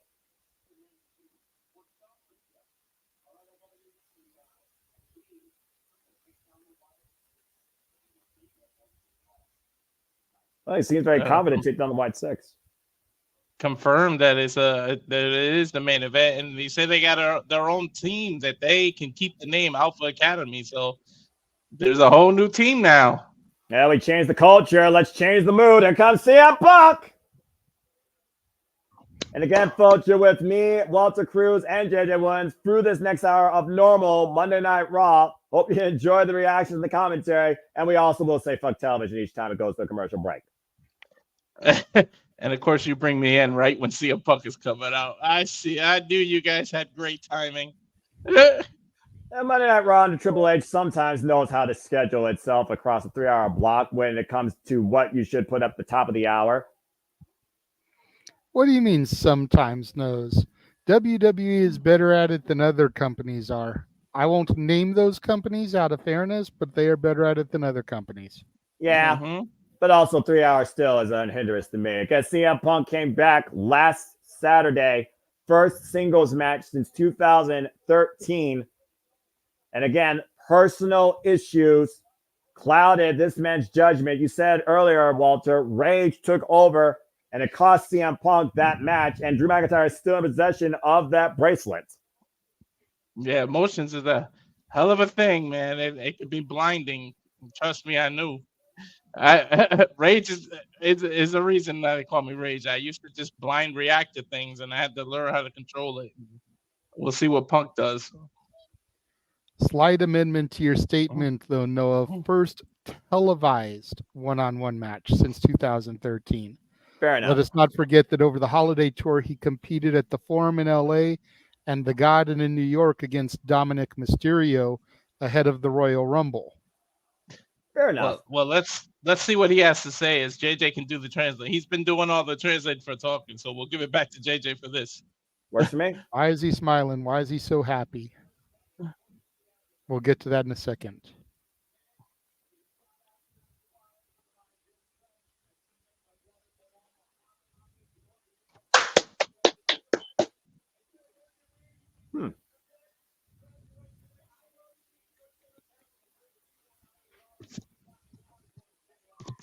Shouted out somebody who won a gold medal at the Olympics, says he likes to see good things happen to people that work hard.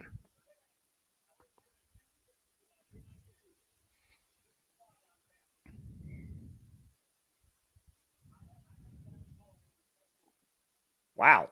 I haven't been to Baltimore in over 10 years. That's crazy. Damn, right?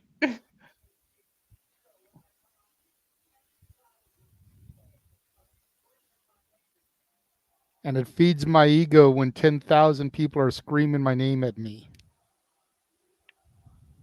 Sometimes I think this man has a bigger ego than all you from Page. And right on cue, the audience goes with it. It makes me happy.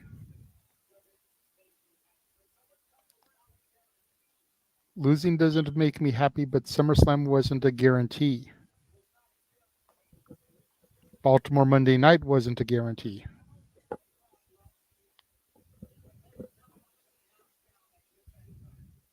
Got to tell puppy. I imagine a lot of you like me because every time I get knocked down, I get back up.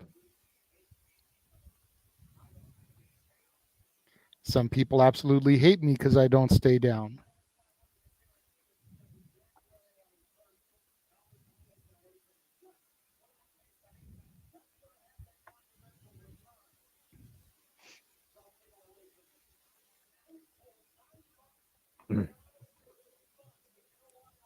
Says he was told in 9 months he'd be able to return to the ring after his Rumble injury. They said 9 months and he did it in 5. All right, Cena.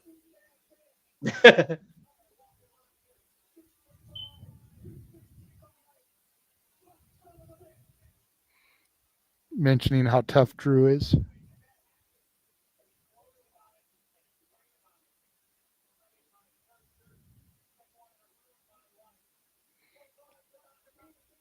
Told lies about him to make him feel better about himself, talking about Drew.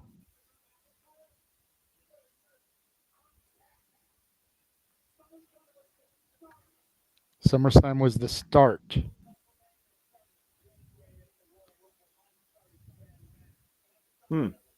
He knows people's road to WrestleMania started in January. His started on Saturday.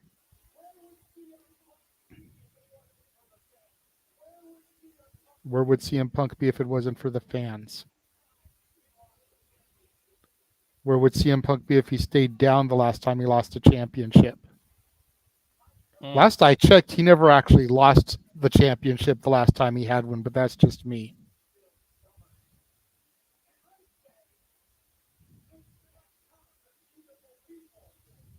You're absolutely right, JJ, by the way. You are correct, by the way.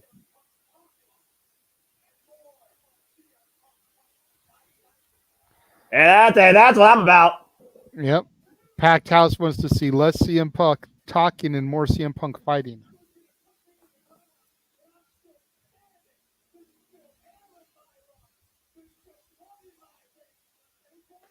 Uh-oh.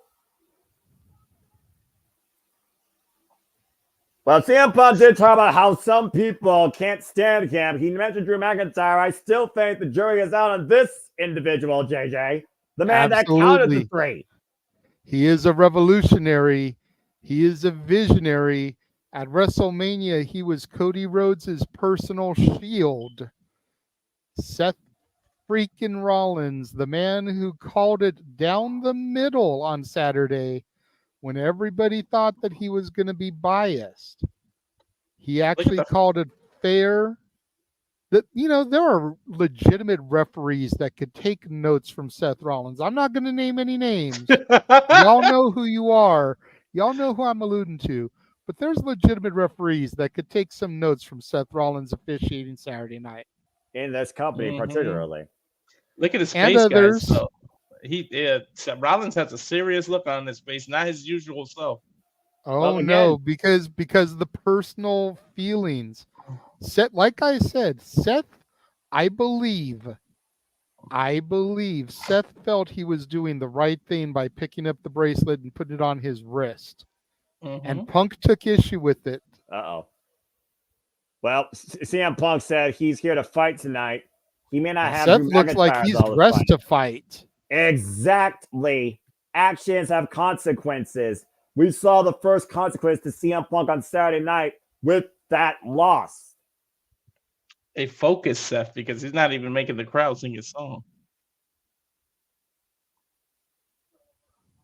Seth says, you're in a good mood, so am I. Because after 10 long years, it is finally time for me to put you in the dirt. I knew this was coming eventually.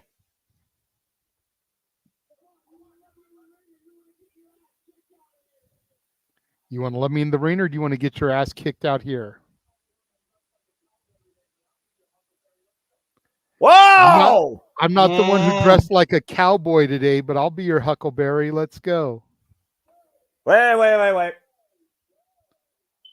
Here we go. There's Drew McIntyre coming for the audience.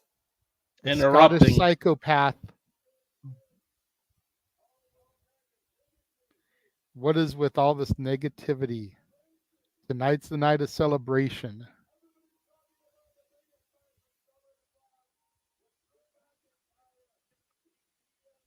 Everyone's talking about when Drew McIntyre beat CM Punk.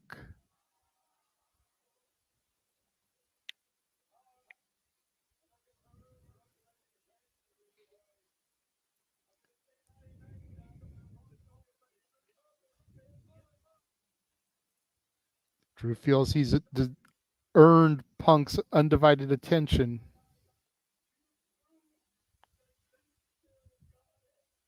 Drew saying that Punk proved he still has it. But you're no longer the best in the world. I am.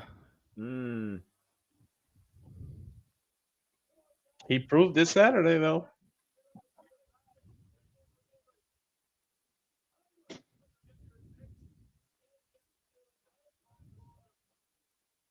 Oh, geez.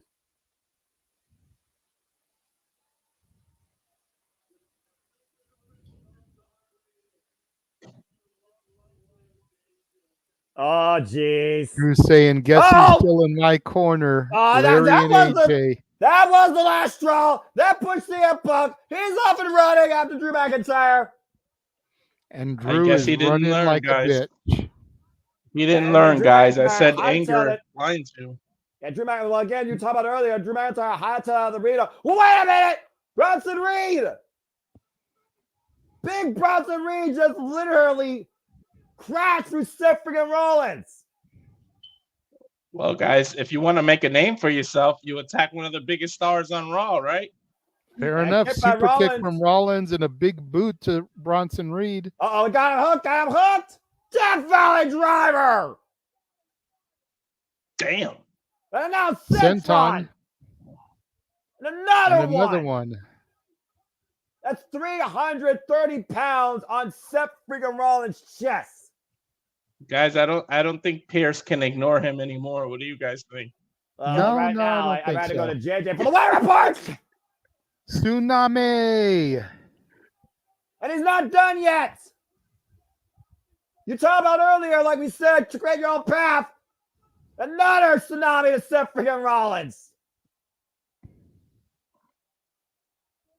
When he said set his own path, he meant it. Like he went after Rollins, one of the biggest Raw superstars there is. Well, the last time these two Multi-time collided world was what? champion, tag champion, intercontinental champion, U.S. champion. Rollins has done everything there is to do in the WWE. Money in the Bank winner. And the ominous words to Adam Pearce biting Seth freaking Rollins tonight, whose focus was only on CM Punk. He might want to change gears now to Big Bronson Reed. I don't think And he's apparently done yet, Bronson guys. Reed is not done here. Kenny Dykstra, agent in the ring with. Oh, no, not Rollins. again, not a third time. Bronson, no, this is too much. Donner Tsunami. Jesus Christ. Petey Williams, Jason Jordan, and Daivari trying to get Bronson Reed to go back to the back here. Rollins may have crushed ribs here. We might need some medical attention here. You know, where's BB at? Remember her? Oh, God, come he's on. doing it again, guys. Are you fucking kidding me? No, not a first Tsunami. Well, excuse the pun here, Noah, but this is how you make an impact. Yes. I think he's going for a fifth one, gentlemen. Will someone get this big ass idiot out of the ring before he kills Seth? A fifth Tsunami? Are you kidding me? Not even Japan gets this freaking hit hard. I don't know if I'd call him an idiot right, Noah. He is making a statement. And to Walter's point, how can Pierce look away from Bronson now? Bronson deserves some title opportunities. Well, if he doesn't He get out of the ring deserves some soon push. Here, if he doesn't get out of the ring soon here, that opportunity is going to turn into some damn fighter suspension if he's not careful. I wouldn't be surprised. And another Tsunami! What the fuck? I wouldn't be surprised if Seth's got. Yeah, I was going to say, if he got internal injuries right now.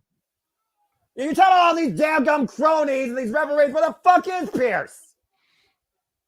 I don't know, but Seth might be spitting up blood, guys, pretty soon. Well, you got 330 pounds of a mammoth crashing in your chest 6 damn fucking times. You're probably going to break or bruise something. So is this the epitome of when it comes crashing down and it hurts inside? There's the blood spitting, I said. And Rollins is seriously hurt. Yeah, whether or not give the man a towel so he could actually spit into that, I suppose. I mean, again, we still have the rest of the show to go, but seriously, they're going to need to scrape stuff off the mat after that. Gentlemen, Seth came for a fight, but he looked for it for CM Punk, and he got it in a whole nother different direction. And he got TKO'd a whole different way. Oh, coming again? You have got to be fucking kidding me. Different corner. Get Seth out of the damn ring!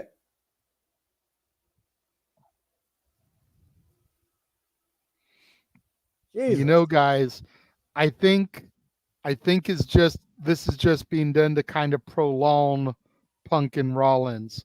We need to obviously finish the story of Punk and Drew with the way he just chased after Drew, being shown the bracelet and everything.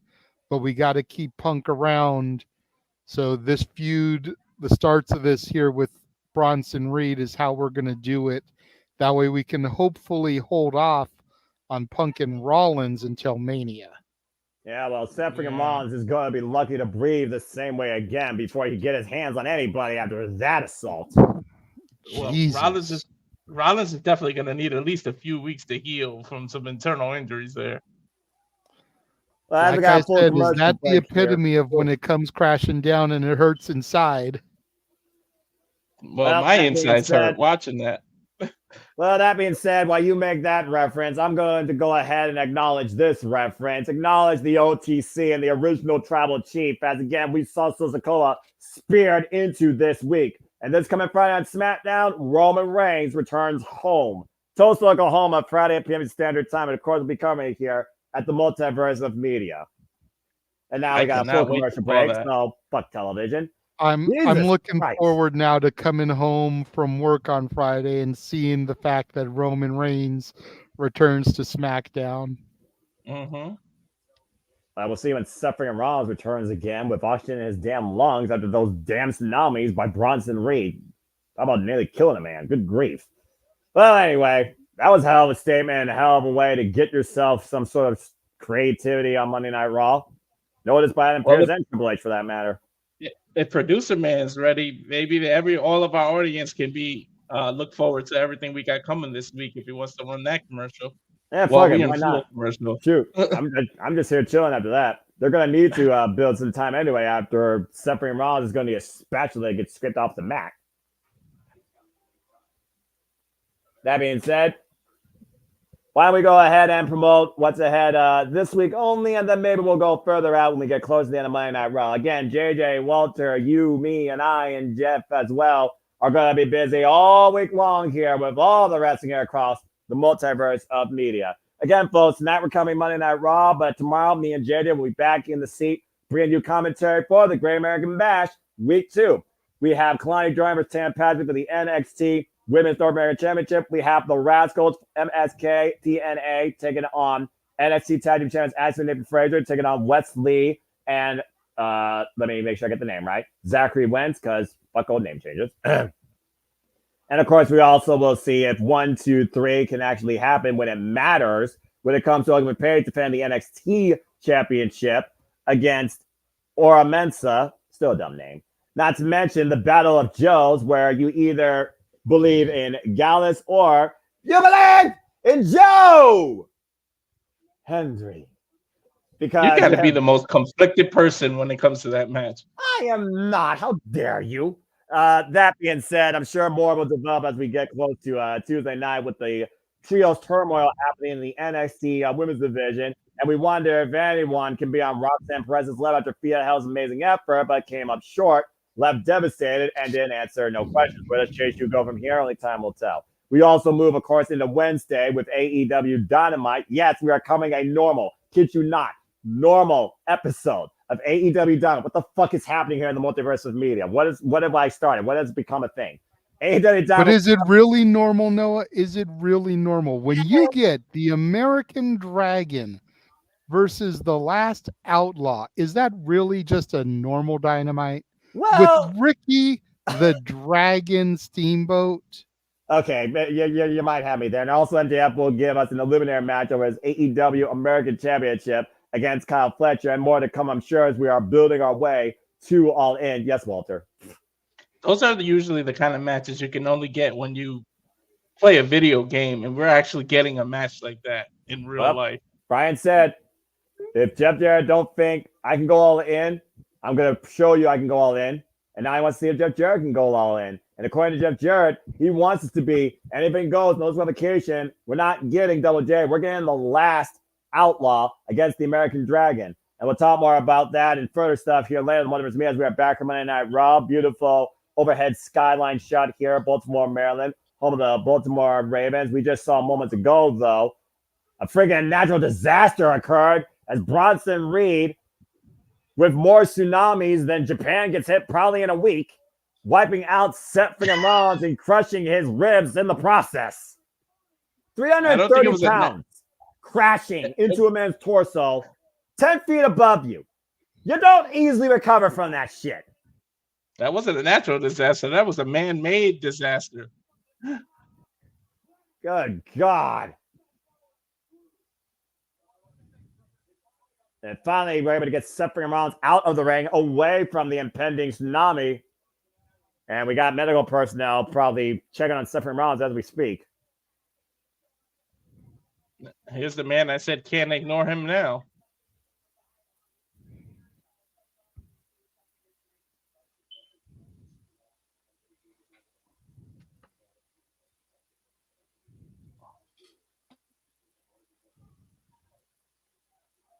Uh-oh, oh no, oh no.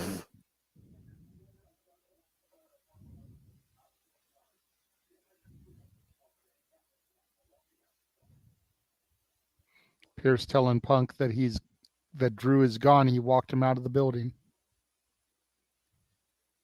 He told Punk to relax. I don't think so. Again, Adam Pearce has his hands full tonight, as usual, Monday Night Raw. Chaos Galore. Speaking of chaos, Final Testament now are standing in the ring, waiting for their opposition as we go back to elimination and try and restore some control here.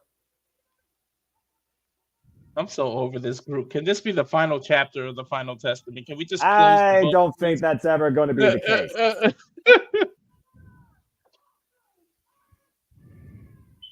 Authors of Pain, former NXT Tag Team Champions, of course, taking on former record-breaking WWE Tag Team Champions in the New Day. Kofi Kingston back, who was assaulted, of course, and taken out by Karrion Kross, alongside Xavier Woods, who, of course, lost to Karrion Kross last week. Showing off the new action figures that are based on Ninja Turtles. Let's go ahead and get back on our agenda here. Of course, this all stems from the fact that Karrion Kross believes that Xavier Woods is afraid to step out on his own and be his own man, and is fine being the sidekick to Kofi Kingston. I don't know. I mean, again, you can kind of call that what you will. It's one of those things where you either think you can make it on your own in this business or you can't. But to JJ's point, New Day again, JJ, they have been a united front and a standard in WWE for the better part of a decade. I'm tripping out at their Ninja Turtle costumes. This is just fucking ridiculous. It's cool, though. Michelangelo and Donatello in the ring here. Well, if Xavier Woods really wanted to step on his own, he probably would have dressed up as Raphael. Bell rings are underway. Drop kick by Kofi Kingston to, I believe that is Akam of the Authors of Pain. That is Akam. Again, these so, giant. So powerhouses. we've got Toka and Razor versus the Ninja Turtles.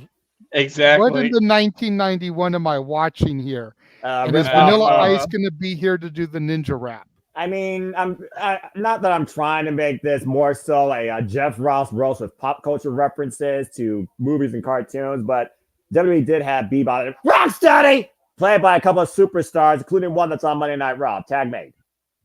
Hey, at least they're not babies this time, JJ. I mean, they could bring back the 80s Shredder. Is Kevin Nash going to pop in and show up as the Super Shredder? Stay tuned for that question. Restaurant quality, non-picture-in-picture, full commercial break, fuck television. There. Now JJ's safe. But anybody else, do you guys feel like, I really feel like this rivalry is pointless unless Woods really does turn his back on the New Day. Well, that's the whole point. If it doesn't lead to that, there's no point to this. Exactly. That's the whole point. If that's not executed, and probably never will based on the Connection WWE universe and, of course, the push of merch, then this will be a never-ending story. It is what it is, or as James would say, it's whatever. But anyway, getting back to the watch-alongs for this week, the week truly about all the content, all things wrestling. We talked about Dynamite. Of course, we don't know what's ahead for the women's division there as we continue moving forward with Timeless Toy Store, Mariah May, and of course, Mercedes Moné, Double DMD, Camille, and who knows who else might show up. And Saraya still looking for a way to get back to Wembley. We move away from AEW, though. You and I, of course, will be back here covering Thursday's TNA as we look more towards the Nick Nemeth era as TNA World Champion and who could challenge the juggernaut, Jordan Grace. And there isn't a whole lot known when it comes to this week, particularly in the TNA, which I kind of find somewhat interesting. But we know that Frank Kazarian and Josh Alexander has set their sights on Nick Nemeth, and Joe Hendry is bound and determined to become the TNA World Champion. And the system is trying to reboot themselves. Good luck with that.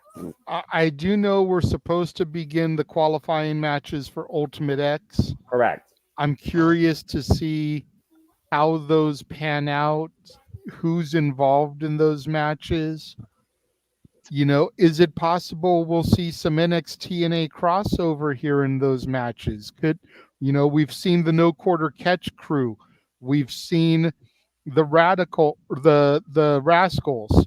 Could we see some of those guys qualify or even participate in qualifying matches? I mean, if Javon Evans is bouncy, then I want to see what this man can do bouncing up an Ultimate X structure. Right. Give me Javon Evans versus Speedball Mike Bailey. I want that match before the end of this crossover. I don't think there's no sight right now to this crossover ending, especially after what Triple H subtly said, to echo what you talked about, what TNA gets out of this and what WWE or NXT gets out of this as well. And also Rosemary, who's apparently bringing a death via Black Rose with each of her matches. No idea what the hell's going on with her. And we know that Matt Cardona is back as he crashed the wedding of PCO and Steph DeLander. And I'm sure he got injured again. Well, it is what it is. And as we move forward from there, of course, we'll be back here Friday night covering SmackDown with the number one thing we will acknowledge is the return of the original Tribal Chief, where I don't know whether he's going to answer Solo or Solo's going to call him out first. Solo seemed pretty apoplectic at the end of that match. And with Randy Orton's focus now on Gunther, I guess the legacy to be closed will have to be told later. We got to wonder who's next to challenge Cody Rhodes for the undisputed WWE Championship. And of course, I'm sure we'll get the coronation of champion Nia Jax alongside Princess Tiffany Stratton as well. And further fallout to come with our new United States champion, L.A. Knight. Yeah, which I'm very happy about. Yeah. We're back here on Monday Night Raw. This is not the Teenage Mutant Ninja Turtles versus Bebop and Rocksteady. This is the New Day versus the Authors of Pain and the continued story of Xavier Woods being tormented and questioned based on merit and potential by Karrion Kross. Well, of course, it's not them versus Bebop and Rocksteady. We established it's Toka and Razor. One of them is even named Razor, for Christ's sakes. Like, literally. Kobe looking to make a tag here right now. See if the New Day can bring this match to favorite. A hot tag to Woodsy. And come in the ring. Of course, former NXT Tag Team Champions at the top of our former Dusty Cup winners. Rolling elbow strike by Xavier Woods here. But this isn't ninja rapping, it's ninja wrestling. And Xavier Woods right now just continuing the onslaught here, trying to get the better of the bigger, powerful opponent here. Still the kind of night. Wyatt 6 versus Chad Gable and Creed Brothers main event. 6-man tag team action. Nice super kick there.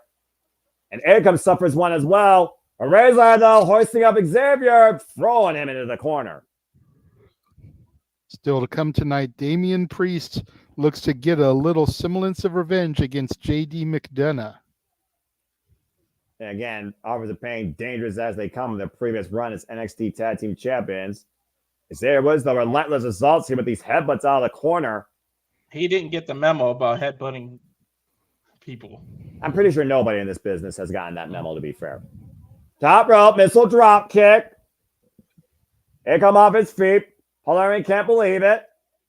And Akam set over the tower. Excuse me, Akam and Razor. Razor, of course, the legal one. Akam, the non-legal one. Kofi flies and wipes out Akam on the outside. Ooh, that was an awkward angle that Kofi landed at.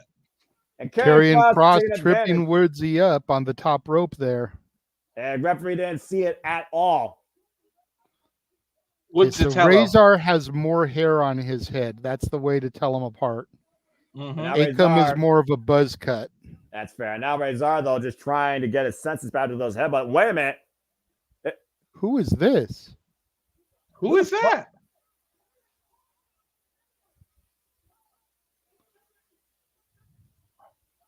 That's Odyssey Jones. Karrion Kross got wiped down into the freaking W Universe.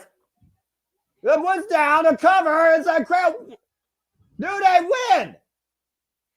The New Day stole it here because this appearance by Odyssey Jones.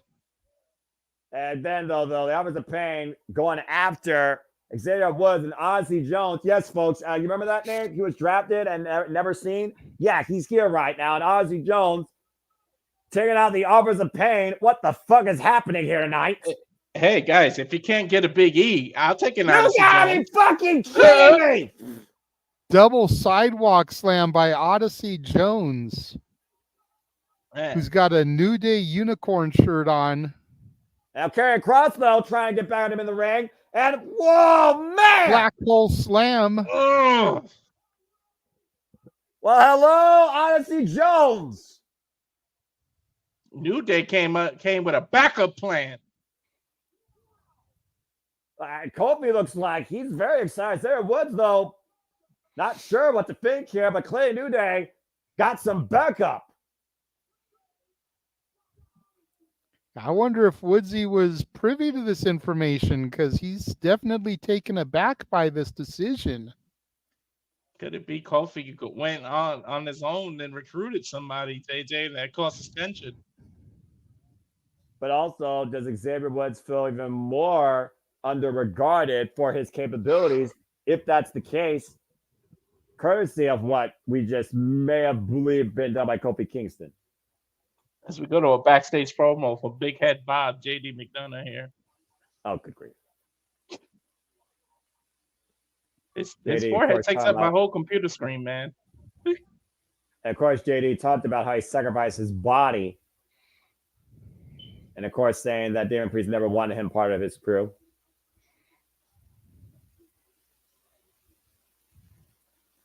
Of course, we also talk about, again, JD McDonough is the student of Finn Balor.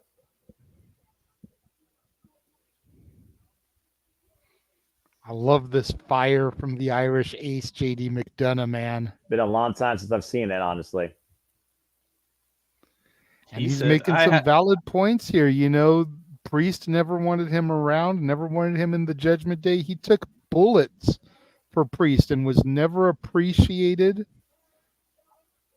And now here he is, tag team champion, and Priest has nothing. Speaking of As having we nothing, go to SmackDown's A-Town Down Under. Oh, good God. What are these two idiots doing here? They're going to be taking on the Awesome Truth as a result of that segment with Jelly Roll from SummerSlam, where they were calling them the Rock and Roll Express or whatever. You would think they would take that as a compliment. You got to give Jelly Roll some credit. That was a hell of a choke slam. Oh, no doubt. Jelly Roll was phenomenal, both as a performer and also as an athlete. That was an incredible choke slam. But to JJ's point, tag team action, the Awesome Truth taking on A-Town Down Under, the former SmackDown tag team champions.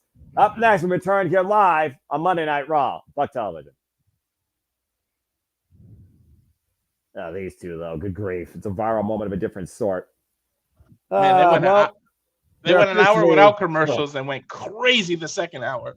Well, like Odyssey Jones, there's a name I thought was friggin' gone in oblivion. As of course, we got a commercial here for the WWE 2K24 video game, the most highest rated WWE 2K game in history, which apparently had Pat McAfee and a bunch of idiots. And I'm sure that, what's her name, Luke's will probably have fun with the W Supercar stuff like she always does. She's a good friend. That being said, we're now over the halfway point officially here on Monday Night Raw. So not bad for 90 minutes, to say the least. It definitely hasn't felt like 90 minutes. I feel like the commercial-free first hour made it fly. Yeah, it really did. Yeah. Crazy when you think about it, especially what happened in the last 30 minutes. I'm here for the Odyssey Jones joining New Day as long as they don't make him do all the dancing and the silly stuff. Let him be that serious person. You realize Odyssey Jones is a huge fan of Big E Langston, right? I know, but still, you want him to be taken serious immediately. You don't want him to start going into that. Look what he just did to the Final Testament on his own. He literally picked two huge 250-pound plus men and sidewalk slammed them both at the same damn time. That's a fair point as well, and I did see. We all acknowledge that. And again, we'll acknowledge by then having him hip swivel. Don't put that. Don't put that on my screen. Just gonna say that. That's a lot of jelly rolling. Just saying. That being said, shout out to Jelly Roll again. Great performance. Great seeing him perform live at SummerSlam. My mom was ecstatic to see me get a clip for her, and clearly passionate WWE fan, demonstrated it quite fully. And hey, that was a hell of a chokeslam. I wouldn't mind seeing him do that again and again and again to those two particularly. Just saying. That being said, of course, we are going to be back with SmackDown. I talked about we're going to acknowledge the OTC, the original Tribal Chief, as well as, of course, we're going to acknowledge our new United States champion and new WWE Women's Undisputed Champion. As now we have Queen Nia and Princess Tiffany ruling SmackDown. So we'll see what happens. And as far as the tag team titles go, if JMN is injured and DIY cash in on their rematch opportunity, I can see DIY honestly getting it back against Tonga Loa and Tama Tonga, where Tonga Loa has not figured out his cue yet in WWE. Just saying. Or could this be where they bring Hikuleo in to do the Freebird rule and allow Hikuleo and Tama Tonga to be the champions due to the injury? Or going even further, because you saw the picture I sent you, who was in my very section. Yes. The son of Umaga, Zilla Fatu might come forward and be part of the bloodline. There's no telling what's happening at this point. Zillow's version of the spike, the Samoan spike, is ridiculous. The way he jumps and does it, holy hell. Yeah, the velocity behind it. He could literally punch a hole in someone's throat that's not smoking a cigarette. It's ridiculous. Speaking of ridiculous, we will also be covering Saturday night AEW Collision, primarily for one reason only, officially known. It will be a, can't believe I'm saying this, Texas bull rope match. I need a little cowbell between not men, but two of the fiercest women that could kick any man's ass, and being perfectly honest. Mara Thunder Rosa, owner of Mission Pro Wrestling, of course, we'll cover next week in here on the Multiverse of Media, and the Virtuosa, Deon Purrazzo, who now has 3 wins on Thunder Rosa. You would think Thunder Rosa would learn by now. You don't mess with the Virtuosa as she crafts this art of this new era in AEW through this chaos. Speaking of chaos, we'll also be covering chaos later this year, as it was made official, JJ. The last WWE of the year, Survivor Series War Games 2024, will take place in Vancouver, Canada. And of course, all outlets now know that. Yep. Pissed off the founder here, the man whose name is not on the marquee because we still have the fuck television graphic up.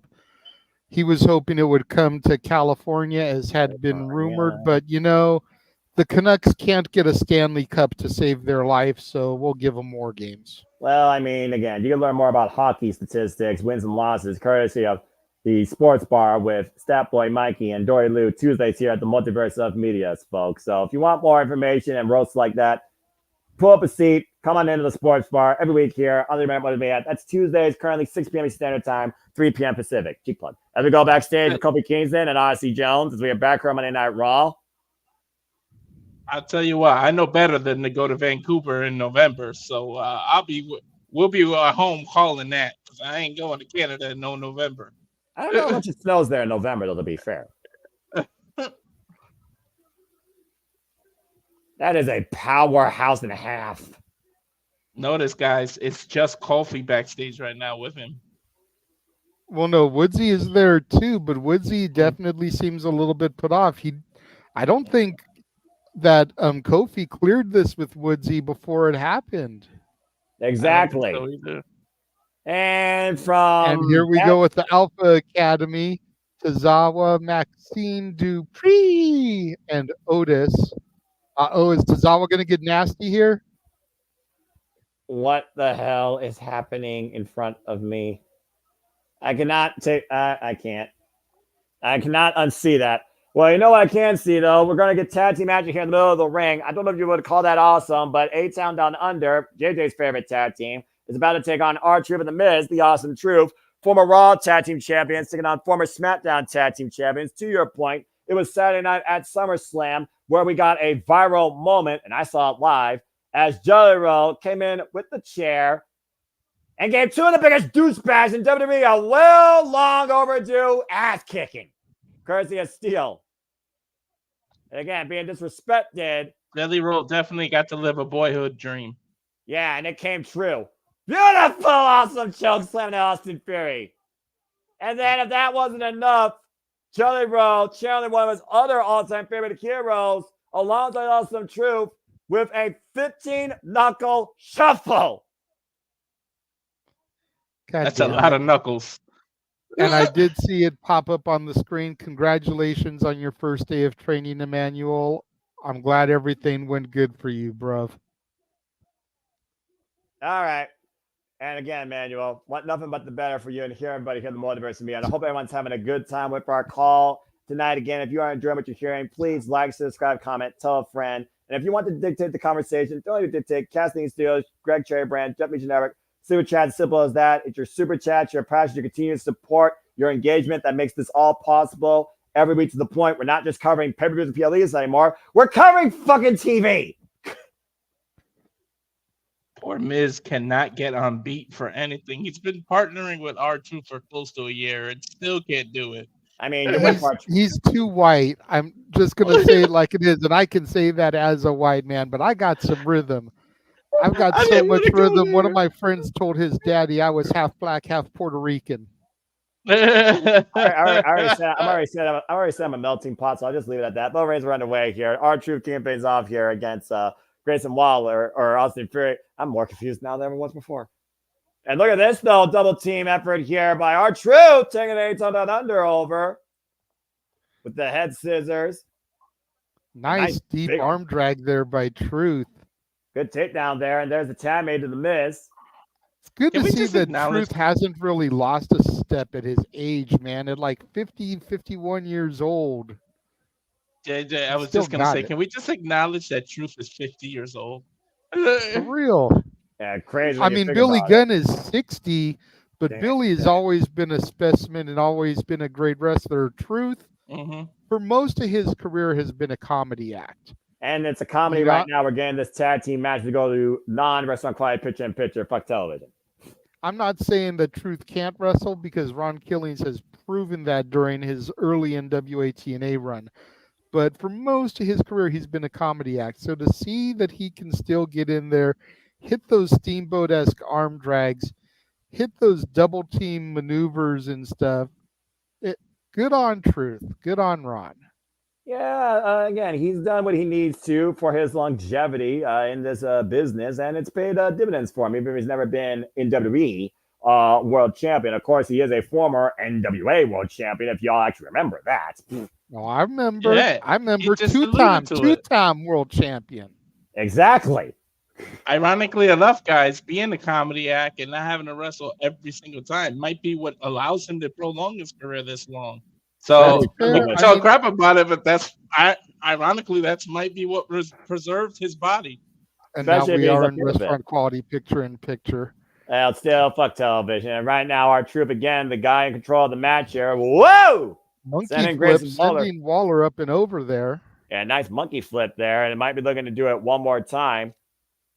And again, maybe taking too much time. Once again, with Grayson Waller in the corner saying, "What's up?" And Grayson Waller goes up and over again with the monkey flip.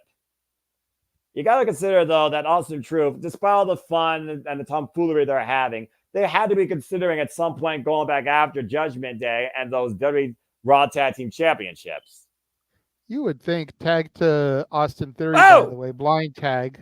Yeah, and again, that roll through drop kick. Of course, you endorsed this man so much when he was United States champion, considering LA Knight, once again, is now the new United States champion. And we've seen these tensions as of late, particularly with Austin Theory and Grayson Waller. You wonder if Austin Theory may want to go back after that title. Quite fair, quite fair. Yeah, to your point, I've supported Austin Theory since I first saw the kid. There is just something about him to me. And I know that there's some people that don't see it, but in the next 5 years, I think Austin Theory is going to have been WWE or World Heavyweight Champion. And Grayson Waller, of course, formerly involved in NXT, came very close to becoming NXT champion multiple times occasions. over. Yeah. Oof. Nice snap suplex there. Shoot the half of the cover. Kick out too. We'll see if Theory has it in him to be a face. If that's what this breakup is going to lead to. Well, I mean, it definitely would be a unique turn of the page, as again, we're turning so much around in this era, the Paul Triple era, as we're looking at further cross-brand fallout here, more than WrestleMania at this point, with what happened at SummerSlam. I mean, we saw the arrival of Odyssey Jones, first time we've seen him since he got drafted back in April. We've had the former SmackDown Tag Team Champions now on Monday Night Raw. Not to mention Randy Orton of SmackDown confronting Gunther at the beginning. And we have our WWE World Heavyweight Championship match made now at Bash to Berlin.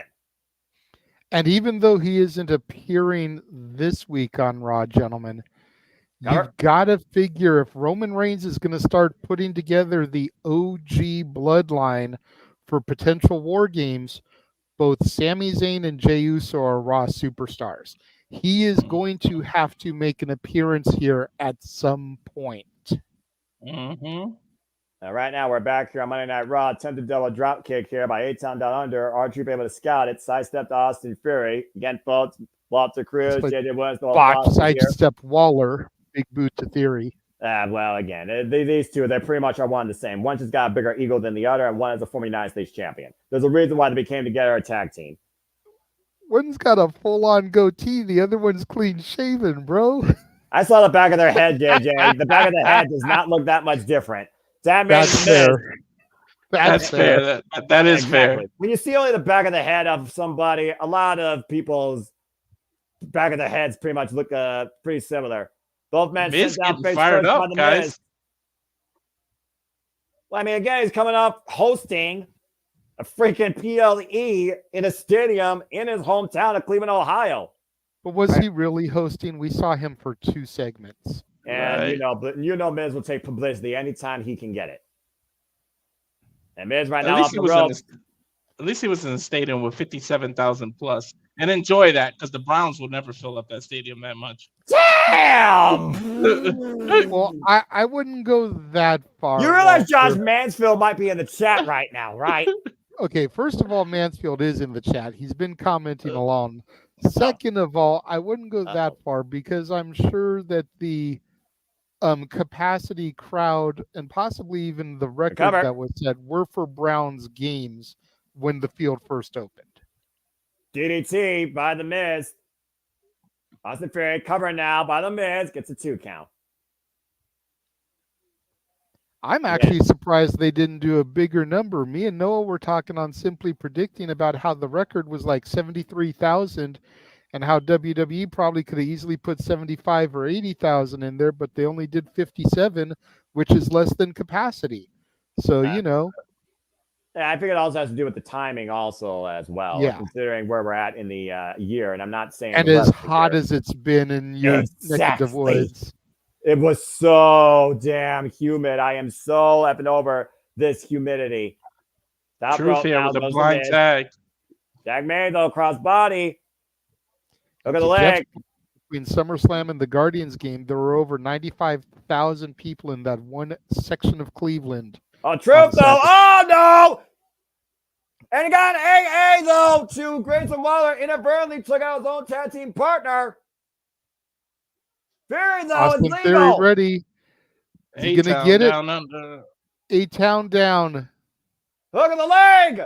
A-Town Down Under just beat the former Raw Tag Team Champions. I can't lie, gentlemen. I wasn't expecting that. I thought Awesome Truth were going to win this one. That A-Town Down Under, though, to JJ's point, putting our Truth down for the 3 count after Truth not only took the match for himself with a blind tag, inadvertently took out his tag team partner with a nod out to his all-time favorite hero, John Cena.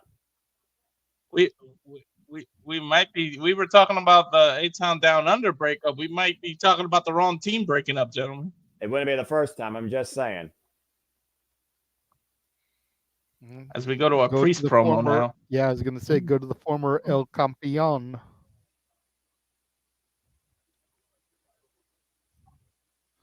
This has been a long time coming. He never wanted JD in the Judgment Day. But there was one guy that always wanted him in it.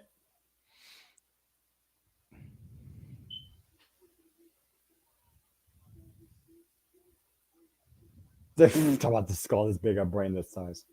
Damn, Priest. Priest has given better promos tonight than he has his entire title run. Well, when you feel about vengeance, I mean, that gives you a lot of material. No, I'm going to put you on the spot because I've already asked JJ this question. Do you think that he'll be a more than one-time champ? Can he regain this title at some point in his career, or will he just be a one-off? Because a lot of people doubt him, and I really feel like the company's really, really behind him. And I think he'll have this title again. I don't know how soon, but I don't think he's a one-time champ. Someone tells me Damian Priest showed the world a lot, especially at SummerSlam, where he walked in as champion. He didn't walk out with the title, but he still walked out and performed as a champion. For me, Damian Priest is a success story and definitely somebody that can get the top prize again down the line. But for right now, Judgment Day has arrived. Yeah, I was going to say, here comes JD McDonough along with Carlito to take on Damian Priest here. Am I the only one that half of the tag team champions, belt in hand, Carlito with his trademark Granny Smith apple. Am I the only one that thinks that Carlito's just like, the extra guy of the group at this point? He's like, we got all these people, and there's Carlito. Anyway, Damian Priest versus JD McDonough. One-on-one here. JD McDonough sent by the marching orders of Finn Balor to take out the former El Campeon. No, when you see them all in Carlito there, it's like one of these things just don't belong here. I'm just saying. But maybe he'll prove me wrong this match. You know what I'm a little afraid of, guys? Now that he's no longer Judgment Day, that means Priest has got to get a new song. Please don't be some generic. Yeah. Oh, that's true. Yeah, No, he might because be he's debuting a had new his song. own. He's had his own song for a minute. It still That's was true. like Judgment Day-esque, but it was him singing the lyrics. That's true. Maybe they'll just change the Titantron if nothing else. Because to your point, he's no longer Judgment Day, but he damn sure still is that Archer of infamy, fueled more than ever before to shoot that arrow through the entire heart of his former running mates. And Jaden Medina might be the first target struck tonight. As we got another full commercial break here. Fuck television. Ay. Oh, man. Well, again, though, you talked about before what really develops a character, what develops a professional wrestler. You were talking about that maybe being one of Damian Priest's best promos. When you're fueled by rage and revenge, it takes your mind to a whole different direction, all right? Again, he was for the group, but the group at some point felt like he was part of them. The title was part of theirs. At the end of the day, Damian Priest was a guy, and I don't blame him. He was out there for himself, and arguably, the jury's still out there. He didn't need Judgment Day. Judgment Day needed him. And instead, Finn Balor wants to prove him wrong, saying that we never needed you because you went above the Judgment Day. Judgment Day was never about leaders. I think Finn Balor's been more of a leader this last year behind the scenes, especially with Liv Morgan adding fuel to the fire lately, than Damian Priest and Rhea Ripley were probably aware of. Yeah, but we saw CM Punk make the same mistake, letting fuel. You just said anger, rage, and revenge fuel fire. But look what it did to Punk. It took his eye off the ball and he lost. So will the same thing happen to Priest? You got to be able to control that anger in the middle of a match. Otherwise, you lose. You can't. But I don't even think it's about winning and losing with Priest at this point.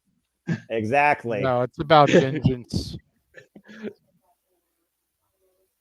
And we heard what Finn Balor said, by the way, JJ. Let's talk about the warning. He said, I'm going to get you when you feel most safe and when you least expect it. Finn Balor is not done with Damian Priest by a long shot. And we know when the Prince hits, he usually doesn't miss. That's fair, yeah. I'm curious to see when Finn is going to take his opportunity. But I also am curious to also go back to you, JJ, for this.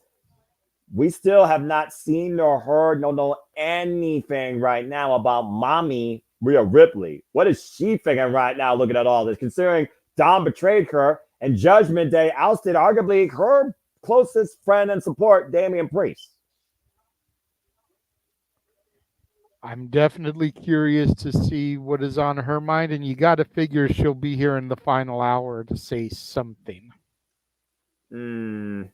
Say something or do something. Something. All I know, that's trust me, you're fine. I was trying to save that. You know what? I'm the gimmick creator, so whatever you want to use it, it's fine. Shoot, I don't trademark anything. I'm simple. But to that point, JJ, again, we so far have heard from Finn Balor. We haven't heard from Liv Morgan or Dom. They just basically kissed. And Carlito's here. So it's one of those things where I'm like, I don't know where all the pieces fall as of yet. And you were talking about Jey Uso earlier, not to mention Sami Zayn, who, of course, is no longer the Intercontinental Champion. We have a brand new Intercontinental Champion who also has yet to show up here. So there's still a lot of unknown to this fallout here on Monday Night Raw, as we are about to enter the last hour here in about 4 minutes. And before we get back to the show, I just want to say real quick, thank you again to those that have been tuning in all night, if not just now. Did you know, by the way, that apparently WWE had over 580 million social media views during SummerSlam, making it the most social SummerSlam ever? Again, the power of the internet and the power of the WWE Universe. Congratulations to everybody that was part of that statistic. Statboy approved. We go back to the beginning of Monday Night Raw, JJ, and we are going to revisit a classic, a sequel. Randy Orton comparing this to a modern day Rick of the Dragon Steamboat and Ric Flair. Gooper saying, though, I am never taking off guard. And Randy Orton saying, I don't have to take you off guard. I just have to hit you, not out of nowhere, just from anywhere. And he wants Gunther to see it coming. Can the legend killer kill a rising legend at Bash of the Berlin? As it's made official, folks, Gunther defends the World Heavyweight Championship against the Viper Randy Orton from Berlin, Germany. And that'll be Saturday, August 31st from the Uber Arena. And of course, becoming here at the Multiverse of Media. Special start time, of course, we're halfway across the world. That's a cool looking graphic. I was just going to say that. And breaking through the walls. And meanwhile, we go backstage for the guy that's been breaking from everybody, the new Intercontinental Champion, Intercontinental Heavyweight Champion. I like that little modification to the title. Braun Breaker was very humble, by the way, in victory. That title looks good on him, gentlemen. I agree. Let's hear what the dog has to say.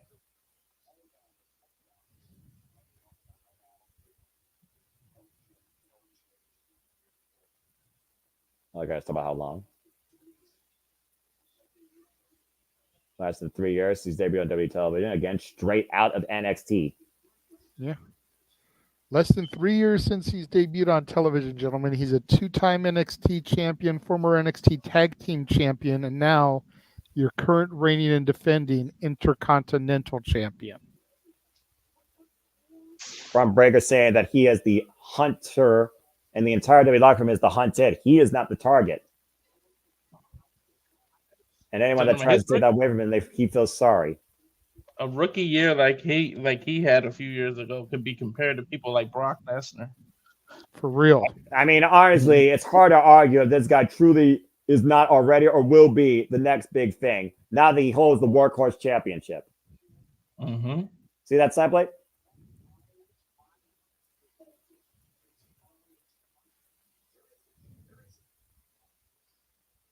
Oh boy. Damn.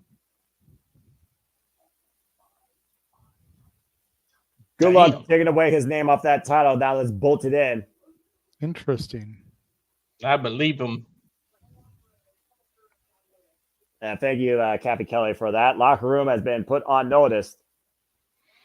When we come back to the ring, Carlito and JD McDonough awaiting the arrival of El Campeon, Damian Priest. Gentlemen, it is the beginning of the third hour. I bid you adieu. I shall try to pop in for the farewell portion of the stream. Walter, Noah, enjoy. All right. Thank you. Well, as we get ready here for the last hour of Monday Night Raw, here comes the former El Campeon, Damian Priest, who, of course, fell to Gunther at SummerSlam thanks to the betrayal of Finn Balor. Listen to the reaction he's getting from the crowd. Is somebody's TV going on in the background, or am I just hearing things? All right. I don't know. Something's going on in the background. I'm hearing things, I guess. I don't know. I'm hearing somebody's feed, but it's definitely not mine. It's definitely not mine, because it sounds like that feed's behind or that feed's repeating. What's going on? Yeah, see, I just went on mute and you can still hear it. It's not me. Yeah, weird. It anyway, may be JJ. Well, I mean, if he's off screen, I don't know. Now I don't hear it. That was weird. Technical difficulty. Maybe the Wide Six is invading us as we speak as well. Of course, they'll be in the main event. Well, again, Walter, we talked about El Campeon, Damian Priest, and the betrayal that he felt. Yeah, hi, Jeff. It was me sharing the GIF of the championship graphic for Berlin. That was my bad. Oh, okay. No worries. Okay. Just don't want you I to fixed it. right Okay, no problem. Okay, very good. He did what they tell you not to do in Ghostbusters. He crossed the streams. Oh, yeah, I recognize that. I was once a wee lad. I watched the first Ghostbusters. I didn't think a sequel was needed. Anyway. Well, ever since Priest cashed in the Money in the Bank briefcase, Finn Balor believes that Damian Priest became too big for the Judgment Day, felt that he was above it and had to lead it. Maybe he became big-headed, but just not as big-headed as JD. Right now, we'll see if JD's big head can survive the Archer of Infamy's vengeance here, where I imagine Damian Priest, the only thing he sees here is Finn Balor. JD trying to take those chops to Damian Priest, and remember, he's coming off, 48 hours. Oh! Being in a chop fest with the new World Heavyweight Champion, Gunther. So funny, applying big boot to the face of JD McDonough, and Damian Priest showing no signs of wear and tear after his war against Gunther here. Teeing off against JD McDonough in the corner, driving the boot hard. Again, we talked about earlier, all he's got to be seeing right now is Finn Balor. Finn Balor saying he will strike when Damian Priest least expects it and when he feels most safe. Well, then maybe Priest will expect it at all times. Oh, man, that was a flapjack with a 40. JD dropped face first with a hard Irish whip in the corner. Take a look at the elevation here, Walter. Yeah, we take another look. He planted him on that flapjack. If nothing else, go ahead. Go ahead. No, I was just saying, oh, God, I don't need to say anything. He just jacked his jaw.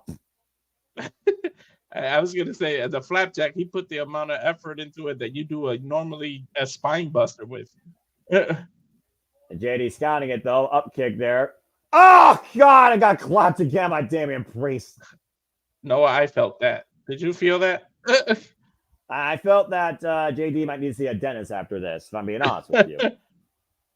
Damian Priest right now, again, fighting for his new, much larger extended family, the WWE Universe, that has been in his corner since El Capitan rolls here. JD right now taking advantage, teeing up against Damian Priest here. JD stomping him down, stomping a mud hole on him. Again, Gunther literally turned Damian Priest inside out with those kicks and chops to your point, and incapacitate him in a sleeper hold. Not to mention wore him down with those power bombs. JD with the drop kick in the corner, and now back in control. You got to keep your eye on that sneaky son of a bitch Carlito there. You could see when he was in the corner, but the referee caught him. But he looked like he was trying to make his way over to that corner. Well, again, Damian Priest was always uncertain about Carlito even being part of the Judgment Day, let alone associated with them. Oof, chopped to the back of the head by JD McDonough. Priest literally didn't want either one of these people in the Judgment Day, and now they're teaming up against him. Big elbows forearm here, though, by JD, teeing off against Damian Priest. Damian Priest trying to back up his feet and does so. Another big elbow smash there. And I'm not sure if you want to infuriate the former El Campeon. God, man. A forearm shot. JD's still fighting back, though. Not sure if he's going to be able to fight back after that kick. They got him with a front martial arts kick that knocked JD literally through the ropes. And I think we're going to go another commercial break after this. Right now, Damian Priest staring a hole through Carlito here. Carlito checking on JD. Carlito literally moved right out of the way. He knew what was coming. I'm about to say, I don't think anyone wants to be in front of Damian Priest right now unless you're part of his friend or you're his family. Damian Priest, though, taking his eyes off JD. Carlito rolling away. That's exactly what happened on Saturday. He took his eyes off the ball, focused on Finn, and it cost him the championship. The referee's count up to 2. JD, though, up on Damian Priest's shoulders. He's still chasing Carlito. McDonough's carcass on his shoulder, but oh no! Priest driven face first into the ring post. So my point, being distracted. See that? Taking advantage of the Toby Suicida, driving Damian Priest into the announce table. Suicide dive. And you don't want to get, a suicide dive done to you with someone with the head size of JD. That being said, that forward impact to Priest's chest, trying to regain oxygen in his lungs. Can Priest get back into this? Stay tuned. Fuck television. Full commercial break. Now, again, I will say this. As much as we talk about JD McDonough's big head, you make a very valid point because, again, the head is the object that more so collides with you off the Tope Suicida versus the shoulder, and all that force driven into Damian Priest's back drove him hard into the announce table, chest first. You want to talk about irony? You know what Judgment Day did? Liv Morgan just completed her revenge tour, but ironically, they started a Damian Priest revenge tour now. Not to mention a Rhea Ripley revenge tour. And again, Mommy's nowhere to be found. According to the founder here, Rhea apparently captured W social media posts saying that both Liv and Dom are so fucked. And I don't think she means the way people might be thinking that they are going to try and do that. Did you just get I got a side-by-side now, picture in picture. Yeah, I do here. But again, I still say fuck television. I will always say that for life, no matter what company is on my screen. And Carlito taking a cheap shot. That's not cool. Behind the referee's back, it's JD offered that opportunity. With a strong left hand. That is his strong hand, too. Carlito is left-handed. Yeah, former Intercontinental champion. Jack DP. And JD firmly back in control here, teeing up against El Campeon, of course, JD, former challenger for the NXT and NXT UK championships, and the former WWE Cruiserweight champion. And JD also the student of Finn Balor, the only person that wanted him in the Judgment Day. Now, JD now, Damian Priest still fighting back from underneath, though. Just teeing off with these body shots, creating distance with JD. But JD, able to scout that last one, though. Takes Priest down hard by his braids. Pulls him by his hair. Referee warned him about pulling by the hair there, so the referee did catch it. But showing some leeway for JD. A bit of acknowledgement there, courtesy of the official here. JD looking to pop again. Drops the leg across Damian Priest's throat, recover my chest. Cover, hook the far leg, gets a 1 count.